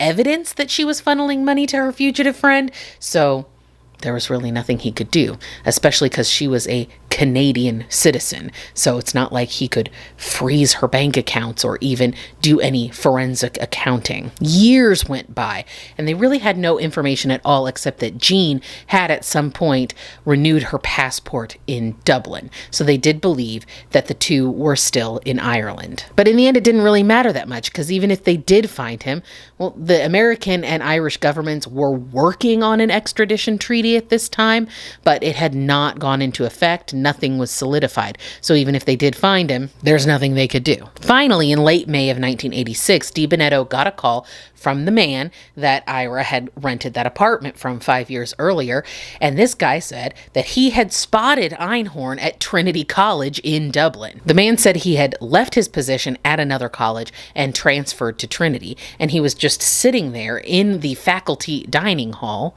and in walks Einhorn. He was older, he had shaved his beard, but it was definitely Einhorn, and he was talking to a German professor named Gordon Carr. His previous landlord shouted at him and chased him out of the room. All the while, Einhorn was screaming that he just wanted to be left in peace. Now, DiBenedetto was a little ticked that this guy had chased Einhorn off, because now, of course, he knew he had been made and he might choose to move on. But DiBenedetto was able to reach out to that German professor, Professor Carr, who did have a little bit of useful information for him. First of all, he said that he had known Ira as Ben Moore. And shortly after this incident in the faculty cafeteria, Einhorn had called Carr and let him know that he was going to be going away for a couple of weeks. Now, Carr thought that this was a little bit odd, because although he and Einhorn, or Ben Moore, had gotten to know each other and he was teaching Ben some German, they didn't really have the kind of relationship where Einhorn would let him know that he was going on vacay. They weren't friends like that. But of course, Ira would have known that the authorities would be finding Carr and asking him where he was. And he wanted to make sure that Carr could honestly tell the authorities that he had taken off. Don't look for me in Dublin. I'm gone. The Irish police did check up on the address that Carr gave them for his friend Ben, but of course, there was no one to be found. Later that year, DiBenedetto had a huge surprise. Jean had managed to find her way back to her family in the US. She told DiBenedetto that she had been living in Dublin separate from Einhorn for the last 2 years. She had managed to get away from him and was just biding her time until she could come home. Although he had treated her quite badly, and she did seem to be sort of scared of him, she still insisted that she believed in his innocence. She also said she'd actually seen him shortly after that incident at Trinity College, because he threw a going away party, invited a bunch of people over, and he actually asked if he could stay at her house for a couple of days, to which she agreed. And then he took off. That, of course, had been months previous, and she insisted to DiBenedetto that he did not tell her where he was going. The final useful bit of information that Jean was able to give came when DiBenedetto asked her if she knew if Ira had any benefactors. She had one name: Barbara Bronfman. DiBenedetto's suspicions about the wealthy divorcee turned out to be true. Unfortunately, again, he couldn't do anything because she was a Canadian citizen. With Bronfman's backing, Ira had been living a pretty nice life in Dublin as Ben Moore, living in a older but luxury apartment in the nicest neighborhood in the city. He was supposedly a writer, and he spent his time entertaining local intellectuals and artists with his impromptu lectures on philosophy and a variety of other topics. He basically picked up right where he had left off in Philadelphia, using his superficial charm to woo a whole new group of admirers, although it does seem as though he had blessedly foregone the habit of appearing in the nude in front of his guests. All of this information was very enlightening and all, but the fact remained that Einhorn was still in the wind. It became clear that finding Einhorn was going to take longer and be far more complicated than the courts had originally imagined. In 1993, 7 years after Jean had made her reappearance, they decided to proceed with Einhorn's trial without him.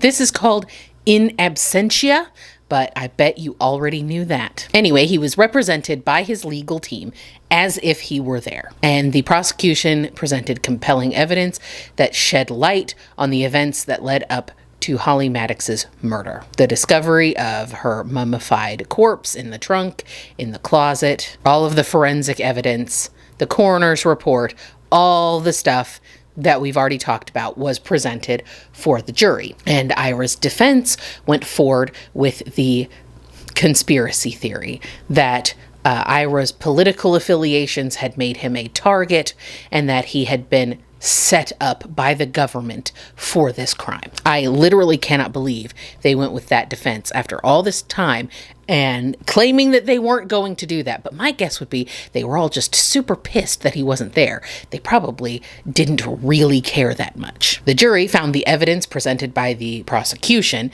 to be convincing beyond a reasonable doubt, and they convicted Einhorn of first-degree murder. Unfortunately, if they wanted him to actually serve his time, they were going to have to locate him and then figure out how to get him out of whatever non-extradition country he was sleazing around in. In 1997, Eugene Malone, a resident of Champagne-Mouton, France, apologies to the French people if I mess up any of this pronunciation, I was enjoying a quiet life with his Swedish-born wife, Annika Floden, a former model whom he had met when traveling in her country about 10 years previous. From their rustic and somewhat austere accommodations in a converted mill house that was nestled in the French countryside, you might never have known that Annika was independently wealthy, heiress to her family's large fortune. Malone plied his trade as a writer, and although his prose were prolific,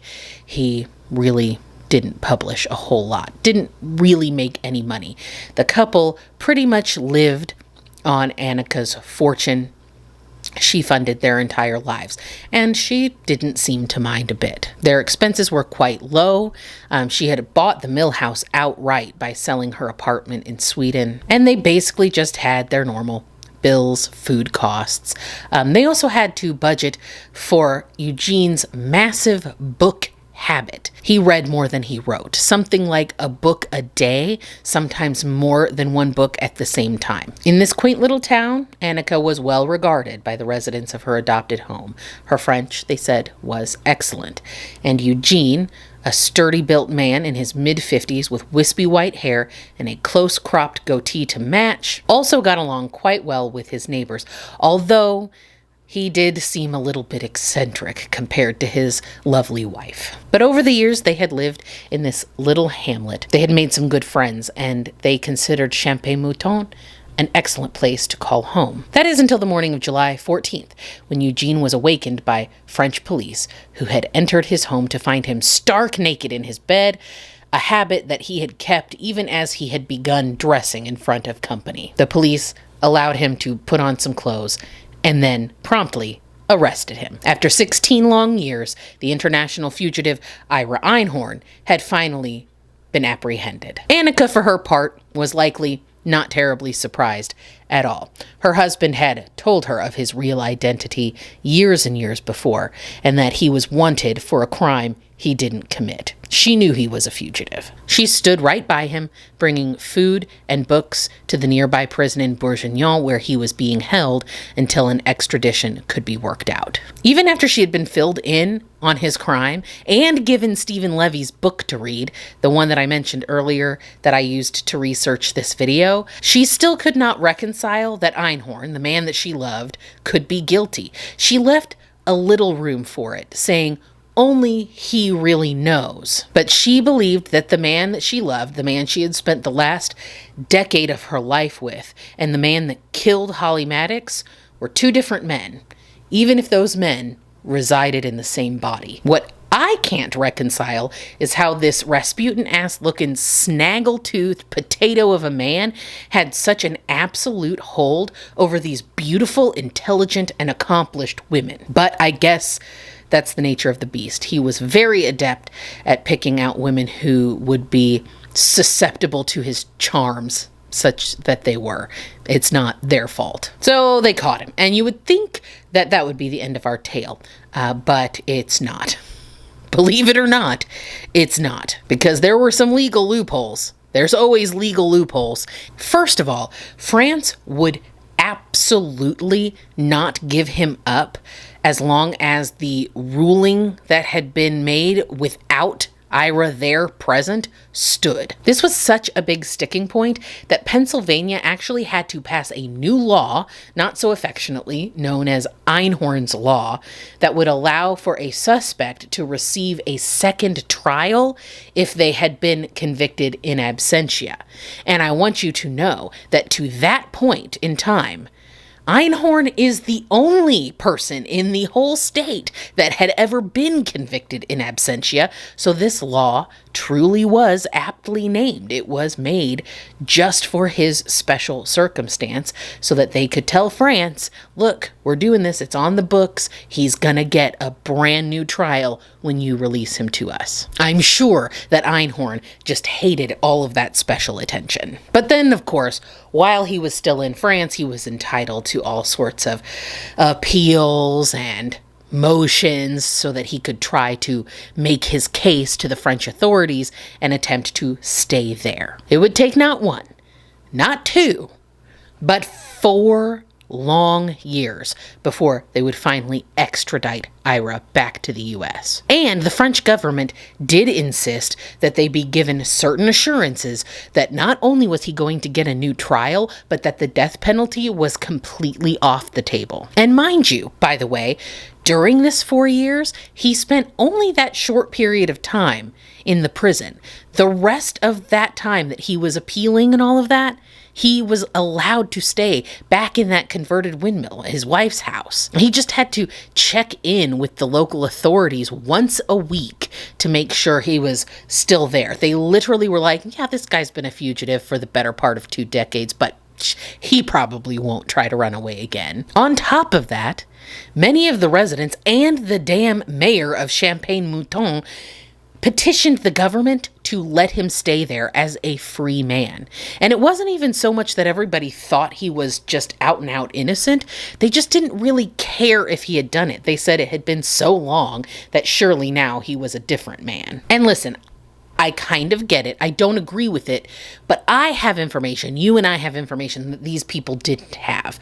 I know that they didn't know everything about his past. I know that they mostly had whatever information Eugene and Annika had been giving them. And I'm sure that they made it seem like this was some horrible injustice done by the horrible, corrupt American legal system, and that he was really just a political prisoner. I doubt that any of them actually knew that Einhorn had brutally bludgeoned his lover in a fit of rage, and I know that they did not know that he had nearly ended the lives of 2 previous partners as well. I mean, nobody wants to think that they could have been fooled for that long. I mean, these people had lived there for 10 years. So I can kind of see why they would try to defend. They don't know what we know. But regardless of any local support he may have received, the French and American governments had come to an agreement and the extradition took place. In 2001, the French police arrived at the home that Ira had gotten to enjoy for far too long and were taking him in to custody for the final time. But things went less smoothly this time than the last. Ira did not want to go. He resisted. He slit his own throat in protest. He was fine, of course. He conveniently missed any major blood vessels. He even continued to sit at his kitchen table whilst bleeding profusely from the neck, and argue with the police in broken French. It was just a last-ditch effort for shock and attention. There were cameras there, after all. I obviously can't show it to you here, but if you're not squeamish, I will leave a link for you to watch that news clip down in the description. It was 2002 before a new jury reconvicted Einhorn of the murder of Holly Maddox. This time, Ira was present, and they hauled him off to spend the rest of his natural life as a guest of the Pennsylvania Department of Corrections. The district attorney, Lynn Abrams, said, metaphorically speaking, Ira Einhorn and his Virgo moon are toast. Unfortunately, Holly's parents did not live to see their daughter's killer brought to justice.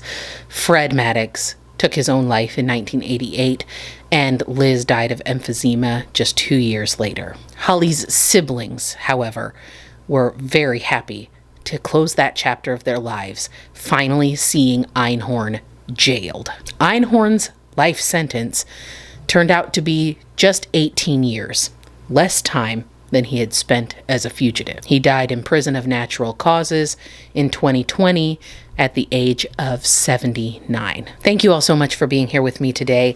It's really always a pleasure to sit down and get to do this again. I really worked on this case for a long time, and as you can see, it's a big one. But hey, if you found it interesting and informative, please do consider giving me a thumbs up.